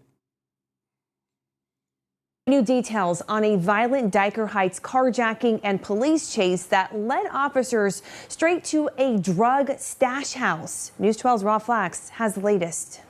New video tonight shows the dramatic moments an attempted kidnapping and carjacking ended in Diker Heights Saturday. Sources telling News 12 the carjacking was not random and the men knew each other. Police say a 37-year-old victim was dragged out of his car and punched in the face by 3 men pretending to have a gun. They then proceeded to steal his wallet and phone. Oh, that's an inside job for sure. They're like, bro, that guy leaving right there, he got that work on him, bro. He got that shit. And fuck, 600 pounds of marijuana found during alleged kidnapping. Probably 600 pounds of some boo-boo, some outdoor shit, and especially it's outdoor season right now. Phone and forced him back into his car as they sped down Brooklyn streets. Man, look at this thing. Came on the sidewalk. I thought he was coming right into me. He flew, knocked down the light post, knocked it down, went flying in the street, and then all the police jumped in their cars and they chased him. Now that car chase ended right behind me here. Top of the morning, Sev. Dana White needs to set up a fucking leader match. Like the main card should be all the leaders from around the world just fucking duking it out. Front of that home, but police say that is no ordinary house. In fact, they say this was a drug stash house with hundreds of pounds of narcotics hidden away in the basement. The NYPD, working with the New York City Sheriff's Office, seizing over 500 pounds of marijuana flower and over 100 pounds of other marijuana and THC-laced products recovered from that home. It's very sad because it puts the neighborhood in danger. Now, 2 men face charges in connection with that alleged carjacking, and 1 man is facing charges of illegal marijuana possession. In Diker Heights, Rob Flax. Damn. I mean, bro, they're trying to get that money. One thing I always say, bro, you got to stay ahead of the police, but you got to stay 2 steps ahead of the thieves, because the thieves, they're going to try to get your ass.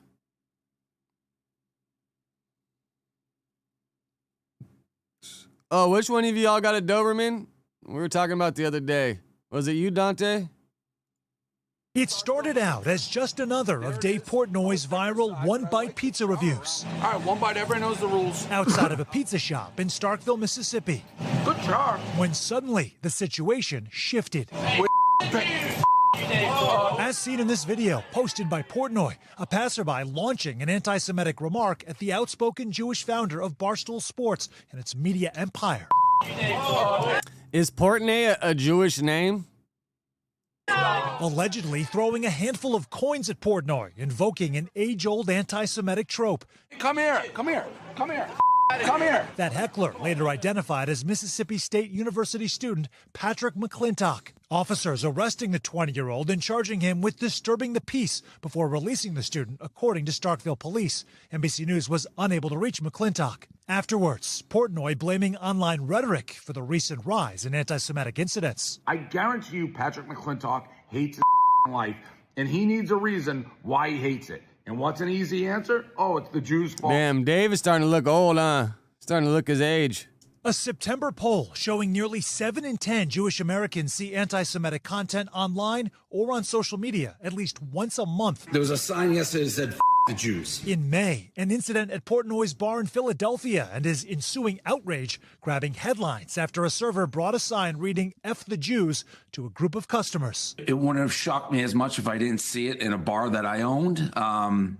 But yeah, the uptick in anti-Semitism has been noticeable. Did they apologize to you? Oh yeah.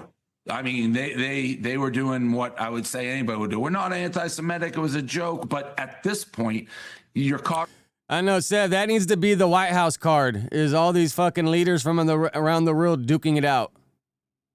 Red-handed. And Portnoy continues to sound the alarm on the issue prior to that Mississippi confrontation, sitting down with CBS Sunday Morning. It's every day now. Like, there's a definitive shift in what's going on. Many find Portnoy himself a polarizing figure. Barstool's male-geared content frequently slammed as sexist, as the media mogul's been forced to respond to jokes that he's made about rape. He's also been accused of racially insensitive comments, which he denies. And Portnoy recently apologizing for broadcasters associated with Barstool, spreading fake rumors about a college student, Mary-Kate Cornett, as well. I would apologize. I get why the family's pissed. But Portnoy has long railed against cancel culture and for free speech, saying as much in an interview earlier this year. I stand by almost everything I've said. I think some things may be out of context, misconstrued. But if you have a fan base that knows you, that truly knows you, and mine does, for like, they've been following for 20 years, they'll have your back. Dave Portnoy! His support base certainly does. Portnoy recently cutting a major deal with Fox Sports. He'll be a regular contributor in college I see him Saturday morning, always at the games. Continues to rise, even if some of his comments have proven controversial. Starkville police saying Portnoy's heckler went beyond protected speech, writing in a statement, "Offensive words alone are protected, but when behavior disrupts a public event or risks violence, they'll take steps to help maintain safety and security." Yeah, throwing the coins is what fucked the dude over, which I don't agree with them. We thank you for watching, doing that, and remember...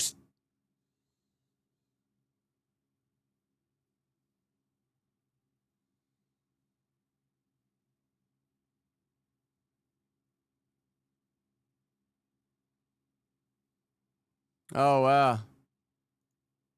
What happens when police, prosecutors, and even a university team up to fight prostitution? Well, in this case, it's called Operation New Beginnings, a massive joint effort to curtail crime here in Phoenix. Tonight, we're hearing directly from Maricopa County Attorney Rachel Mitchell about this crackdown. Fox 10's Taylor Wirtz joins us now with more on this. Taylor. Yeah, guys, County Attorney Rachel Mitchell says that the area known as the Blade in Phoenix along 27th Avenue between Indian School Road and Northern is gaining national recognition even for prostitution. And people living and working in that area say it has to stop. She got some big ass teeth. Dozens arrested in a prostitution crack. Wow, look at this bitch. Imagine getting this prostitute and she got to... Oh, I thought that was a tattoo on her head, but it's actually the watermark on everything. It just landed perfectly.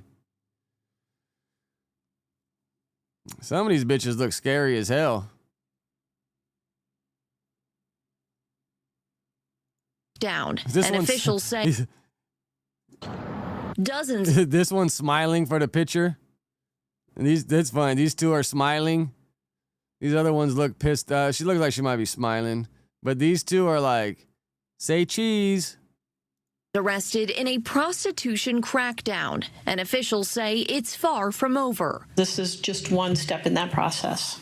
Maricopa County Attorney Rachel Mitchell says Operation New Beginnings, a multi-agency effort involving GCU, Phoenix Police, the Maricopa County Sheriff's Office, and the County Attorney's Office, was long overdue. 27th Avenue is not just the main area in Phoenix, but it is actually gaining national recognition as one of the major tracks in the United States. And that needs to stop. Is it bigger than Fig? She says the months-long operation, which saw dozens of arrests for misdemeanor prostitution in an area known as the Blade along 27th Avenue between Indian School Road and Northern, comes after years of complaints from neighbors and business owners, which include students on the nearby GCU campus. With that comes drugs. With that, it's crazy because Figueroa is kind of by USC. Comes violence. And so you have people whose neighborhood is being destroyed, and they have been very vocal about it. Alfredo Gonzalez lives nearby. He sees that kind of activity daily. He looked like he'd be tricking. Prostitution. Robberies. I can see prostitution on that street, See the prostitutes with their butts hanging out. Detectives also rescued an underage girl they believe was being trafficked. Mitchell says her office will review. Oh, my bad, bitch. I just seen you probably split already, but I try to get on every morning. Each case individually to determine whether someone is a victim needing help or a sex worker facing jail time. And if it's a situation where somebody needs to be held accountable, obviously we have jail as an option in a misdemeanor situation. If it's something where somebody has been victimized and needs services, there are other options as well. We don't paint people with a broad brush. The county attorney says this is far from the end of this operation, while this portion focused mostly on sex. You guys see this? Now that the government shut down, why is it not? Maybe I got to make this one smaller so I get this one over here. You guys see this? Now they're bringing back up the Epstein shit.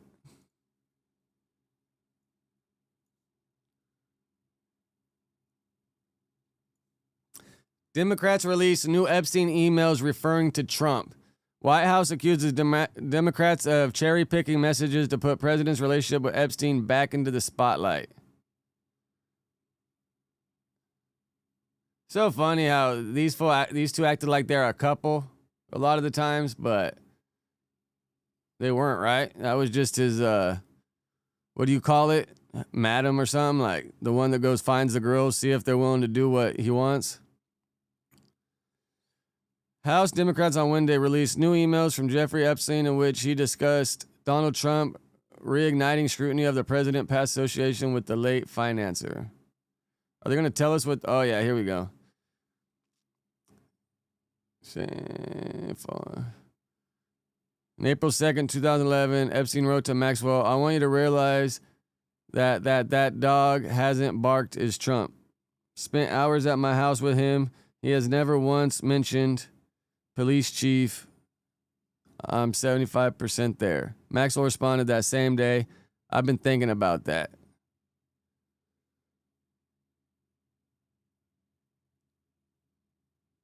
I want you to realize that dog that hasn't barked is Trump. Victim spent hours at my house with him. He has never once been mentioned, police chief, etc. And then Gazelle answers back, I've been thinking about that. So is it just one email we got? The unnamed victim referenced in these emails is the late Virginia Giuffre, who repeatedly said Trump was not involved in any wrongdoing whatsoever and couldn't have been friendlier to her in her limited interactions. White House Press Secretary Carol Levitt said in a statement, the fact remains that President Trump kicked Jeffrey Epstein out of his club decades ago for being a creep to his female employees, including Giuffre. Giuffre, one of Epstein's most prominent accusers, died by suicide earlier this year. Giuffre alleged that Maxwell recruited her as a teenager working at the Mar-a-Lago spa in 2000 and that Epstein trafficked her to other men. Giuffre said in 2016 deposition that she never saw Trump participate in any abuse and didn't accuse Trump of any wrongdoing in her memoir.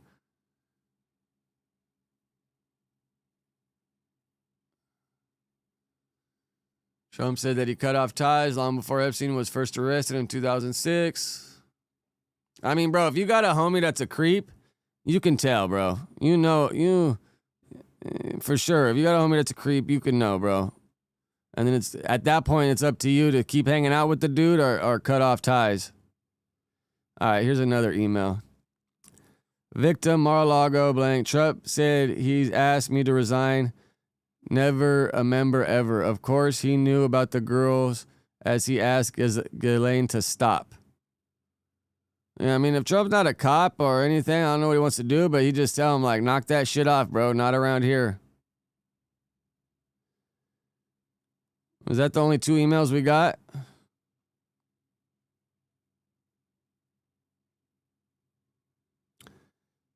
When Epstein arrested in 2019, Trump said he had a falling out with Epstein and hadn't talked to him about 15 years.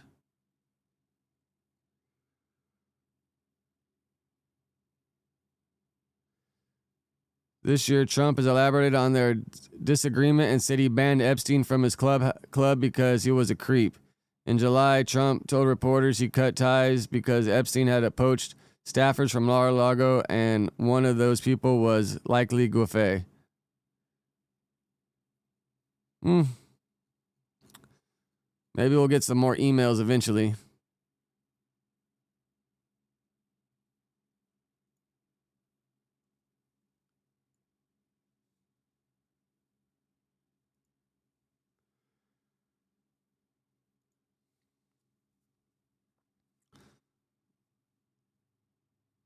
All right, what else we got?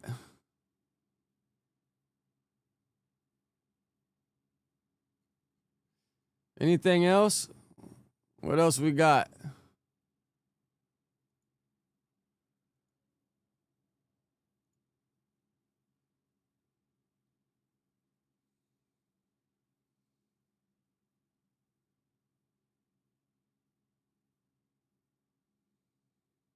It's so funny. Everybody keeps bringing up that interview that Adam did with that dude. It seems like a play to me. If you ask me, that shit seems like a play. Because that guy, everybody walks out of that guy's interviews, right?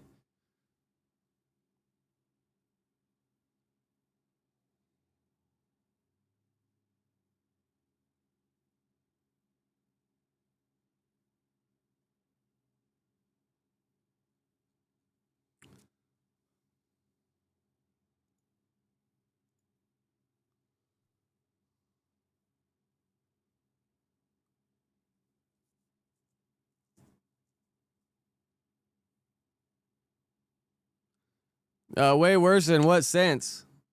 Sometimes I get talking so much and going through shit that I fucking totally don't remember what you guys are commenting about.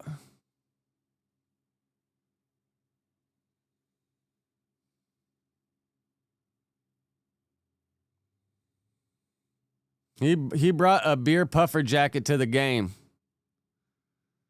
Wow, look at this. It's kind of genius.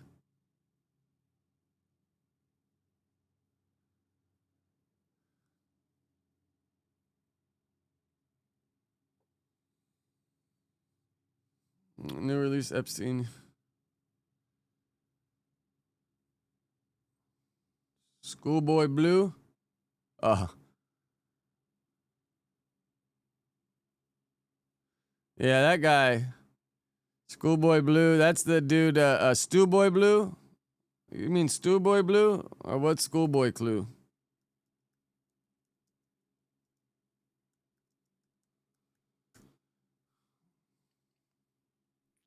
When I Google that, it comes up Schoolboy Q.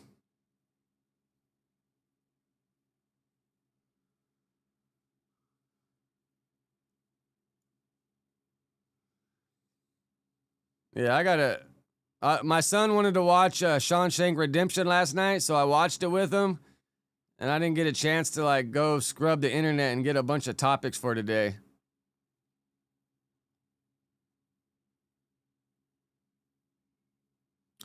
This is always a good one. Let's go look at some Reddits. Why does my fucking computer keep doing all this shit?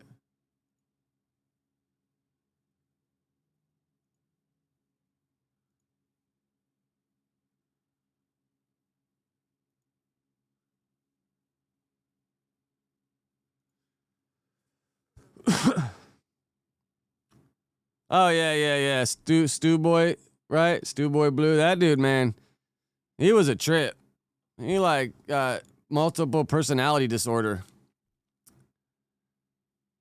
After Lush's No Jumper gig falls apart, what job can he get? Dude's gonna be 45 years old. Shit. Better go get your CDL, Lush.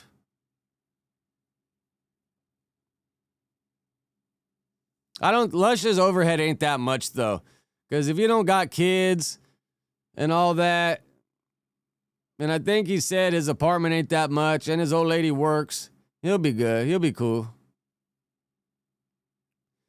I told Lush, man, you got to start like setting up your own shit, man. Like you should be interviewing people right there at the park, having people come by like how Sneeko does the the subway interviews. Like Lush should do some MacArthur Park interviews, have people come by.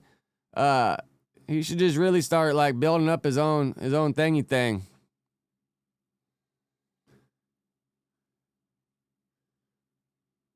The famous foe. Oh, they banning people.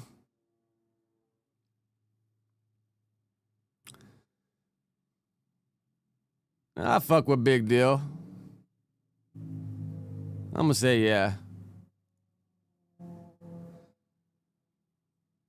Well, where's the fucking, where's it supposed to say our poll?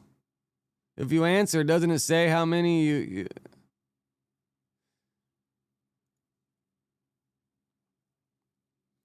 their mascot. It's the mascot. And it's like weird, like why do they got a Camaro book, a Ferrari book? Like those are just kind of odd books to have on your table.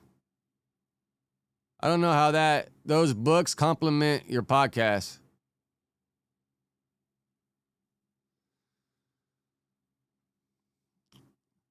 I seen this earlier. I didn't know he was talking about Munchie in this either.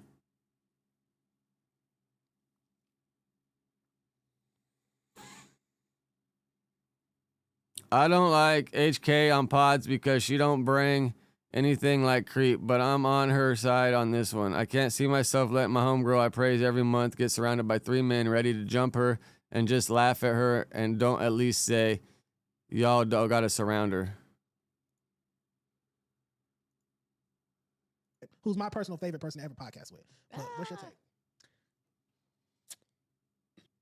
You don't want to talk about Suspect either? You was trying to bring him to Arkansas, wasn't you? Did you hear what he just said? You was trying to bring You got beef with Suspect him? to Arkansas? No, listen to what I'm saying. Listen to what I'm saying. Mm-hmm. See, he don't know shit. I don't even know what dude. But what I'm saying is what I'm saying. You heard what he just said. You was trying to bring him to Arkansas. You was supposed to be I managing know him. who it was. He and me talking about, hey, you know Hold who? on now. Yeah. What I'm saying is, you heard what this man. This nigga ain't from the West Coast. He not privy to the situation. He another nigga that I make plays with from where I'm from. I've been fucking with Dirt for 20 years, right? Now, he just told you, hey, that nigga you try to. All right, this one. That's why I really don't want to talk about it because I literally told Almighty Suspect himself that I'm not gonna just talk about you because, I mean, ooh, that side. They were like BFFs for a while. I'm not sure where the fallout happened, but Suspect and Hellcat were like BFFs for a minute. Because I'm still, where I'm from, a lot of niggas didn't appreciate that. All that laughing and shit. Niggas don't, come on, man. I might not be shit to you, but somewhere I'm that nigga. And I know I keep it real with motherfuckers, for real. Dirt wasn't listening. Dirt, he don't know what's going on. He not privy to He that. just said, ain't he somebody you try to, I call Dirt when I want to make something happen. Okay. All right. So, to make a long story short, I was going to talk about it, but I wasn't asked about it, so I wasn't going to bring it up. Okay. But since you asked me about I did ask you. and they made content about me unfollowing Suspect anyway, I might as well talk about it. Oh, she hit the unfollow button. It's so funny. Everybody always takes the unfollow so personal. Me personally, I don't give a fuck, man.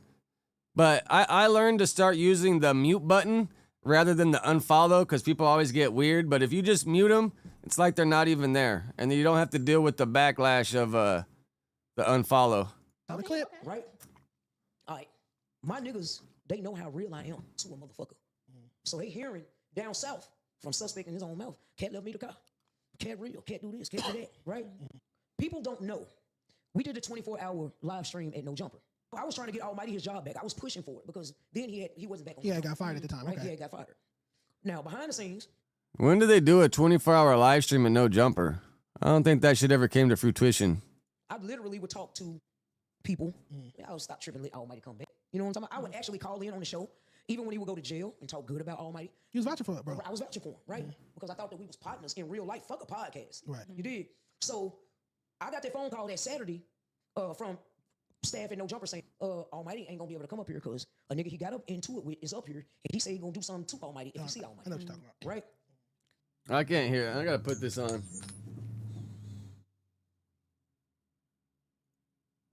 Vouching for him, right? Because I thought we was partners in real life. Fuck a podcast. Right. You did. So I got that phone call that Saturday from staff at No Jumper saying, Almighty ain't gonna be able to come up here because a nigga he got up into it with is up here and he said he gonna do something to Almighty if he see Almighty. I know what you're talking about. Right? I'm like, huh? Now, before we went in there, I had another one of my niggas from Arkansas, his name DP. He was here with me. And he heard Almighty say, man, you walk in there with me. You might have to fight because goddamn me, niggas don't like me in there, right? My nigga was like, fuck it, we shit. I'm with Cat. We go if you come, if we coming with you, if you come with us, shit, we all together. Because where we from, that's just how it go. Okay. Dirt, am I lying? If I ride. If you go, oh shit, this shit is loud. If you're gonna ride with somebody, you're gonna show up with somebody, bro. You don't hang out with them if you ain't got their back. That's how I was raised. If you're gonna choose to hang out with somebody, you're gonna roll with somebody, you gotta stand with them if it comes to it. Just how it is. If not, get the fuck away from me. With you? Because the way I think, and me and my partners, how the fuck I'm gonna explain to your parents if something happened to you that We I roll left together, yeah. You did. So we all together. We come together. We gonna lead together. So DP, which is my partner, told Almighty, cool, fuck it, nigga. If we gonna have to squad, we gonna have to squad. Let's go. Let's go. All right. I get in there and I find out. I'm gonna let you read the message so you can know who it is. And really, I'll FaceTime the nigga right now. That's not necessary. I talked to the nigga when I got in. I was like, that's him. This why Almighty can't come up here. Fuck it. I'm gonna go over here and holler at him. You did. Right. I'm gonna holler at him. So I did. Who are they talking about? Are they talking about Brandon? Now, but the thing is, though, you know I'm not from here. Okay. So I didn't know what kind of mindset he was in or not. But you didn't care. You still hollered at him. I didn't care. I tried to holler at him because I'm thinking I'm doing this for my partner. The whole time he not your partner. The whole time you laughing when you said, look how little I am. Look how short I am. My niggas at home don't think that shit funny. You did? Yeah. So, yeah, I unfollowed you. When you had your altercation, he was laughing and antagonizing. He switched up on you. Not only that, like I had to deal with my niggas calling me all week. Because they look at shit. You know, I try not to look at shit. I care about what's happening in real life. I really got so much shit going on. Not the I really content. don't care. My partner's calling me. They more mad than I am. Yeah. Man, this nigga on a motherfucking, he on the, news? The Chicano station. Oh, he said went on their he didn't podcast, even get yeah. paid for it. He called in to he throwing you under the bus. Oh, that's all okay. That's yeah, okay. My partners is like, nigga, if a nigga was in a shootout, you see how a nigga would do you. You did? Because I'm important to some niggas. Just others I might not be. Yeah, but to my niggas I'm important. It sounds like he disregarded whatever friendship or accord y'all had, but that's unfortunate. Again, Suspect was one of my favorite people to power with. When I did see that go down and how it went down, I was shocked because that just doesn't seem on character. But you never know what people. It's so funny how they just like speed it up. So much drama at the NJ. Fall back. What do you say back in the day? You feel me? Shit, ain't nothing changed. Okay, he tried to hit you with a hanger though, huh? Remember them little Dodger bats we used to have back? I miss those motherfuckers. A Dodger bat ain't doing shit, bro. A Dodger bat will break before it fucking lays anybody out. If you want to dodge those little mini Dodger bats, I mean, I think all baseball stadiums sell them. Like, they got a Baltimore Orioles mini bat, Arizona Diamond. I think they sell them everywhere. But if you want that little Dodger bat to do something, you got to hollow it out and then fill that shit with lead. Then it will fuck somebody up. But I've seen so many of those Dodger bats just break over someone's head and they turn around and look at you. Like, what the fuck are you doing? Is there a possibility that this person only exists within your mind? No. Adam stays throwing digs at Lush, man. And Lush just shakes him off. Oh man. Oh, okay. Yeah, no, you're right. No, you're right. No.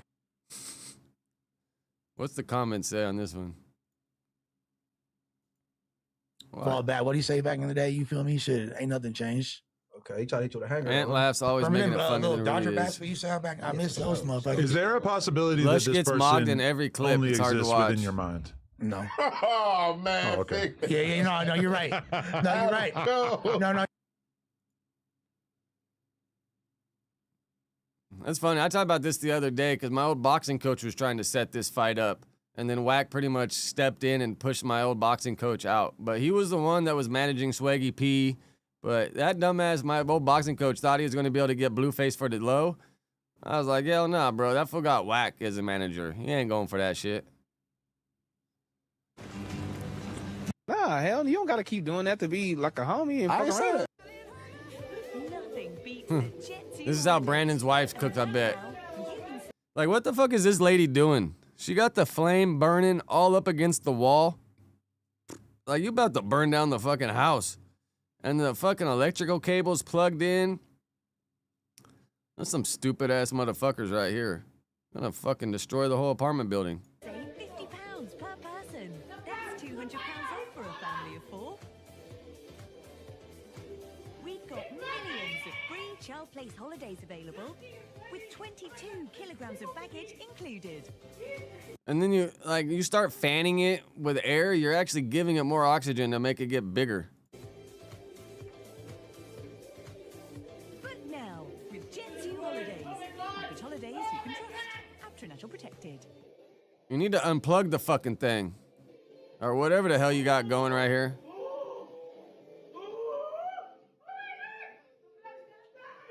Man, that looks like some burnt ass chicken. Looks like some chicken, right?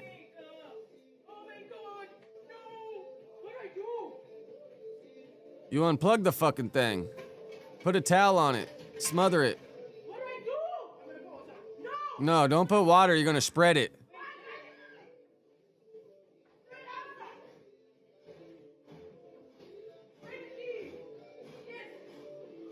You smother it.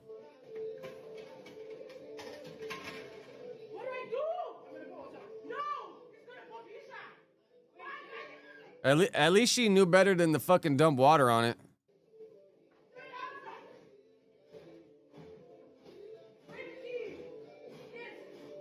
Man, this is gonna set off the fire alarm, Joe.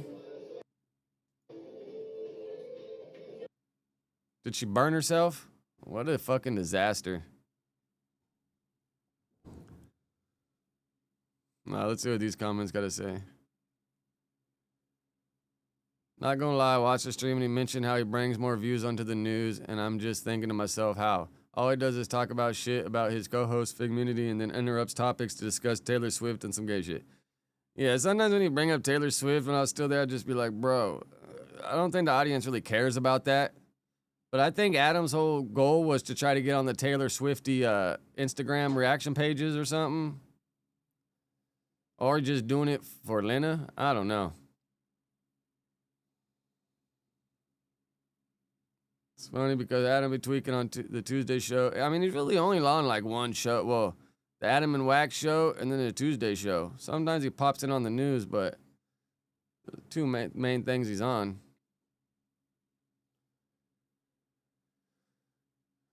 I put a poll in the chat to see who likes the table. Yeah, if somebody else did that, bro, Adam got the keyboard, so ain't nobody else can do that, but somebody else was to change it, bro, it would go left.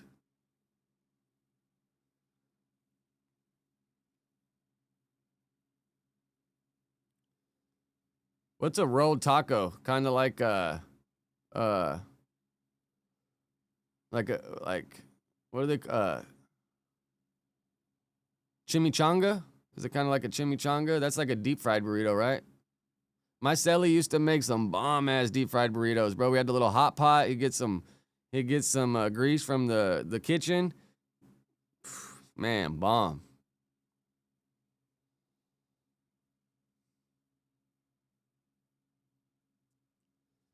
Man, there's a lot of hate comics though,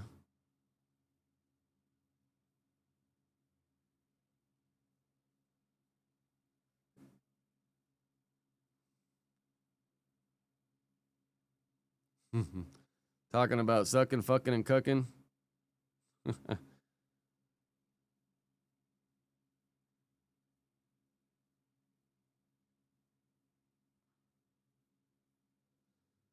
I would say they're all smart and objectively in their own way.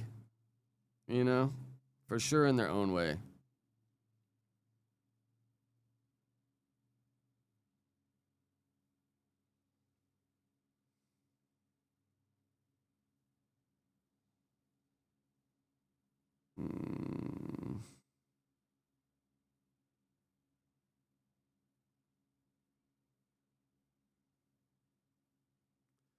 That doesn't indicate intelligent because Lush is someone who would probably be considered somewhat smart, yet still finds ways to be a junkie. And even though he came from a well-off family, he still puts himself in grimy situations for no reason. I think he does it for his art. Like trying to be leader of MacArthur. Like trying to be the leader of MacArthur Park and fighting people over spray paint while on meth is insane.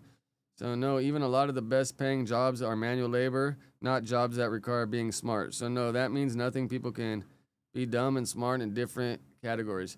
I mean, they're saying that like electrician, plumbers, HVAC, they're saying all that shit's at an all-time low. You go back to like the 90s, they were telling us, oh, you got to go to college, you got to do this. Fast forward to the 2020s, and they're saying those are some of the best high-paying gigs. Bro, I got a homie that's an electrician, fucking killing it. I got a homie that's a plumber. He was like born into plumbers because all his family's plumbers. His grandma owned like one of the biggest rotor companies in Hollywood. But he's fucking killing it, bro. He's killing it. It's a dirty job, but somebody got to do it.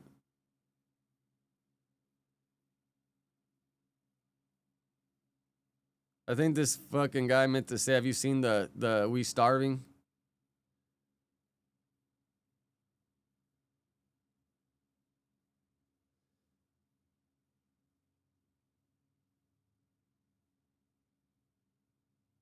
Yeah, it's like when you're talking about doing drugs, people ain't gonna take anything else you gotta say serious. I hope Lush is getting sober, man. That gotta be good for him. Too old to be fucking partying like you're fucking 20 years old, Lushy. I mean, I looked up on Spotify today. Blueface has 4.5 million monthly listeners.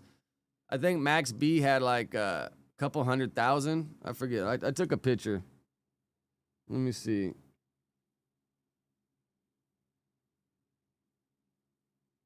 Yeah, Max B only has 200,000 monthly listeners, so I'd give it to Blueface. But if Max B gets out and he keeps making music for the next year, he's definitely going to level up. And he got what's French Montana and their whole label called?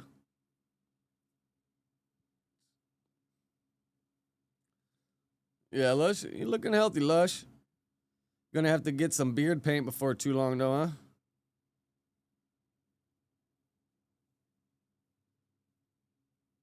Sour cream, guacamole, and cheese. That sounds pretty interesting. Oh yeah, Coke Boys. Depending what sour cream it is or guacamole it is, sometimes it makes my fucking throat itch. That's a good squad, but who's this guy? Is this Hellcat's homie?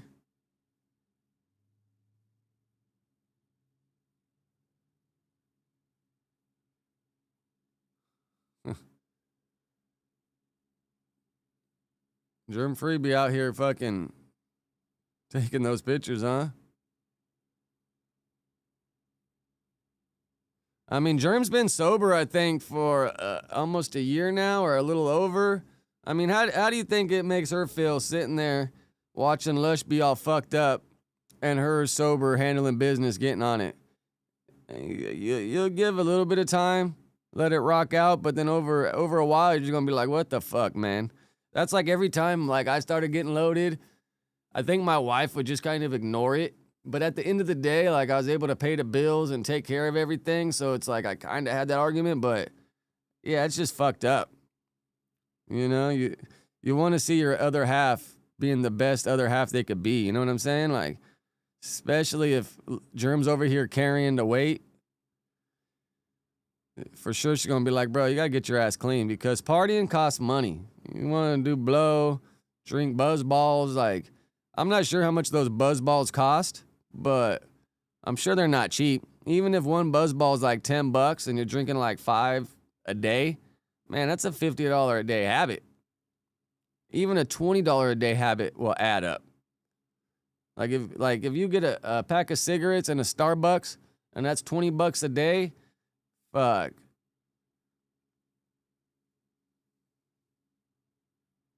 $120, $240, that's $500 a month. If you saved $500 a month, you could do a lot with that shit. And I think both of them like invest in their art and their videos and their music and stuff.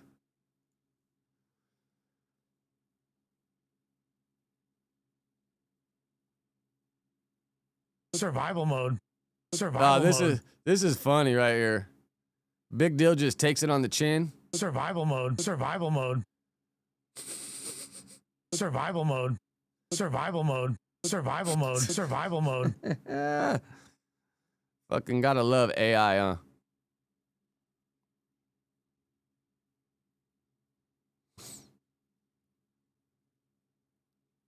You gotta love AI. I don't know if I should click on this since we're live. They'll probably just add Big Deal. Especially, oh yeah, let's go check out Big Deal's YouTube after this. Oh, you see Jay Lease, man? Pop that thing, Jay Lease.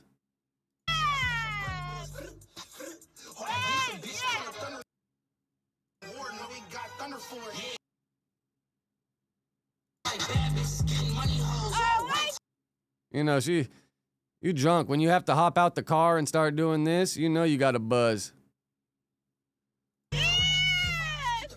Pop that thing, Jay Lease. Pop it. Drop it like it's hot. She even did the little side leg kick.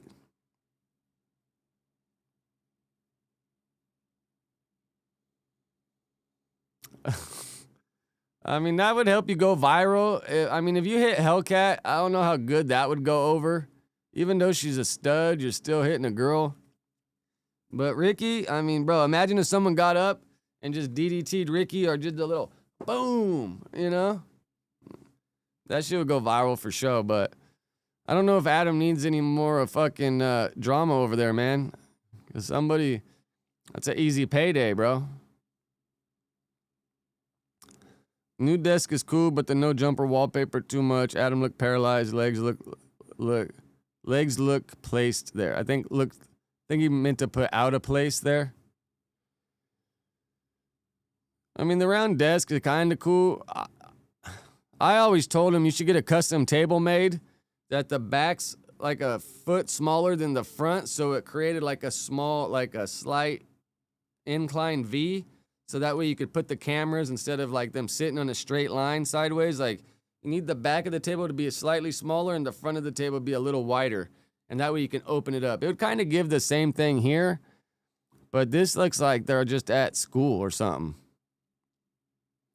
And then it got all their legs showing. Gonna have to make sure you got those good sneakers. It's funny, these sneakers right here, they sent Almighty Suspect a box to No Jumper when he was in jail. And everybody thought Sus wasn't coming home, so Lush stole a pair of the shoes. Technically owes Suspect like $70 for him.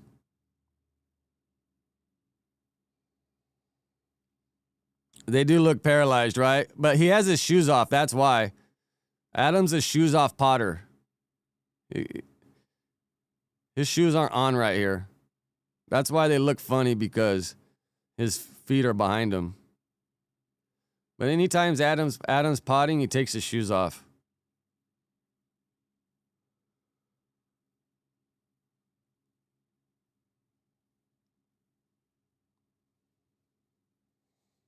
Yeah, so I guess this came out yesterday. Well, not came out yesterday, but they got to the bottom of it. Blueface is a fake crip. He was not banging in high school. He was playing football. He failed athlete who became a gang member for his rap career. Yeah. I mean, I guess gang banging does help your rap career. Yeah, I don't know. Maybe it's a little too cold out right now for the Birkenstocks.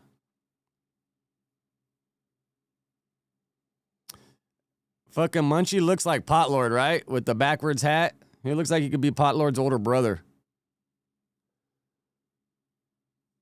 And then I was saying, bro, Ant looks a little too big for the desk, right?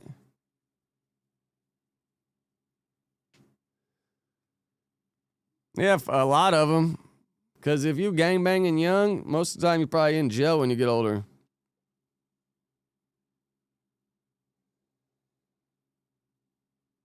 Bro, it looks just like Potlord, bro. It's Potlord's twin.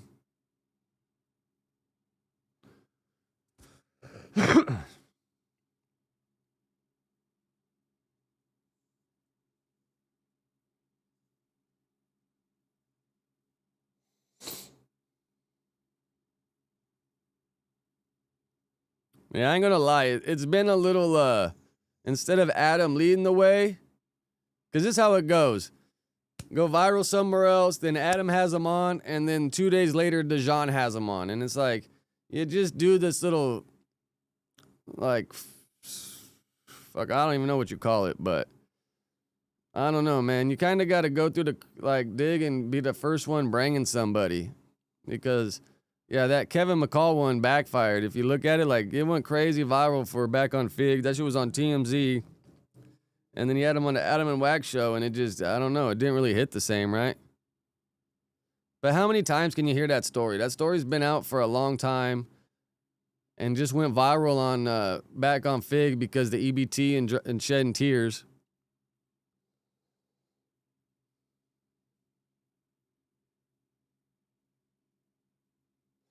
Yeah, you gotta be careful with the politics, man. You can't let it get you too upset. That's why, I mean, I'll pay attention to it. If something really affects my life, then yeah, I might feel some type of way. But if it doesn't fully affect my life, then whatever, dude.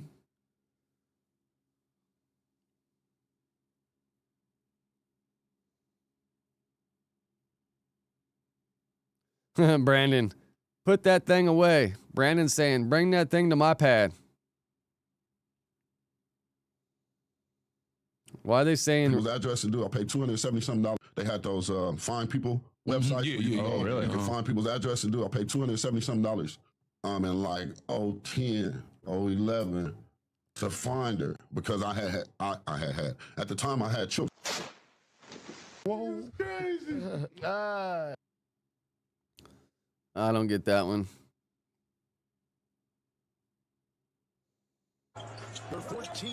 They'll copyright me for this one.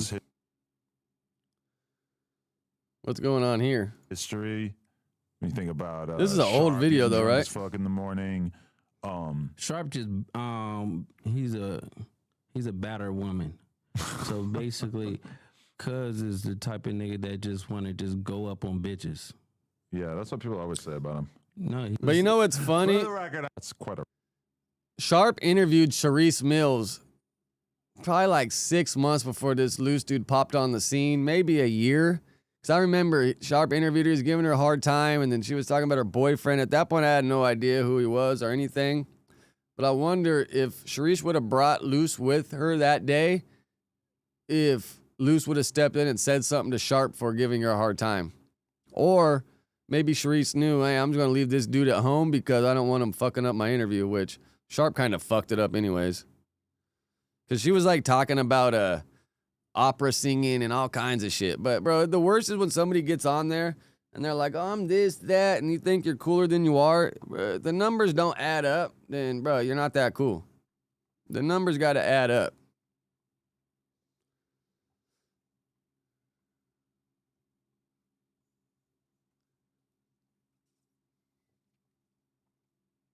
This shit's funny. The suspect gonna join the Bloods. Under 2. I think I would take this one for the hell of it, man.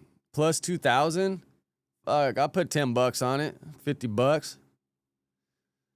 But they forgot to throw in here Muslim. $5 stake to win Bloods, you get $250. Crips, you get $100. Fuck it. I'm gonna put the fucking put it on Crip and try to get the payday.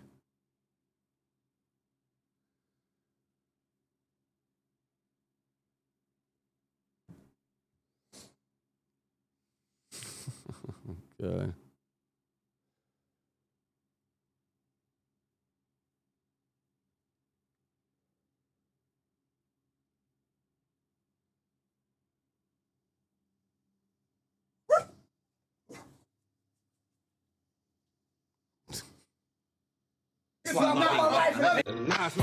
Oh, my gardener's here. Just in time, man. I gotta get off before too long anyways. Throwback to Jay Lease and Krishan at Blueface House. He was tapping both of them. Nah, this ain't Jay Lease. Can't no hoe tell me shit. Cause bitch, I'm the shit. Oh, my mom and my... Yeah, I'm gonna get copyright for that.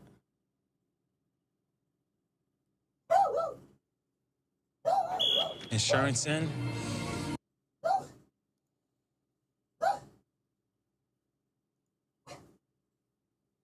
All right, I'm gonna hop off because it's Wednesday. My gardener's here. It's too loud, man. It's a pain in the ass. So I appreciate you, Seb, Dante, Quick, Bishop. Who else I got in here? Hit the little thumb ups. Hit the like for me or the thumb up little sign for me if you can. All right, Louis, relax, man. You're going too crazy.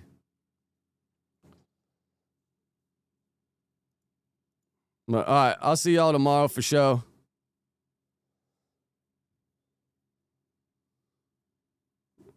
Yeah, my gardener's cool as fuck. I fuck with him. He came with the house anyways. Hesh. What Hesh is this?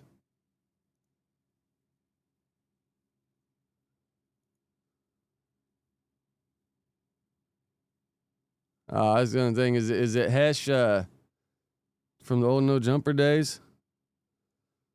I appreciate you, Hesh. Yeah, I gotta bounce out. Gardner's gonna be blowing shit everywhere.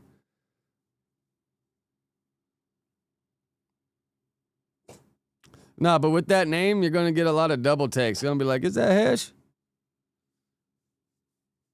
Yeah, if you haven't, please subscribe. Hit the like button. That shit helps out all the way around. I'll be back tomorrow for show, though. I appreciate y'all. All right, I'm out of here.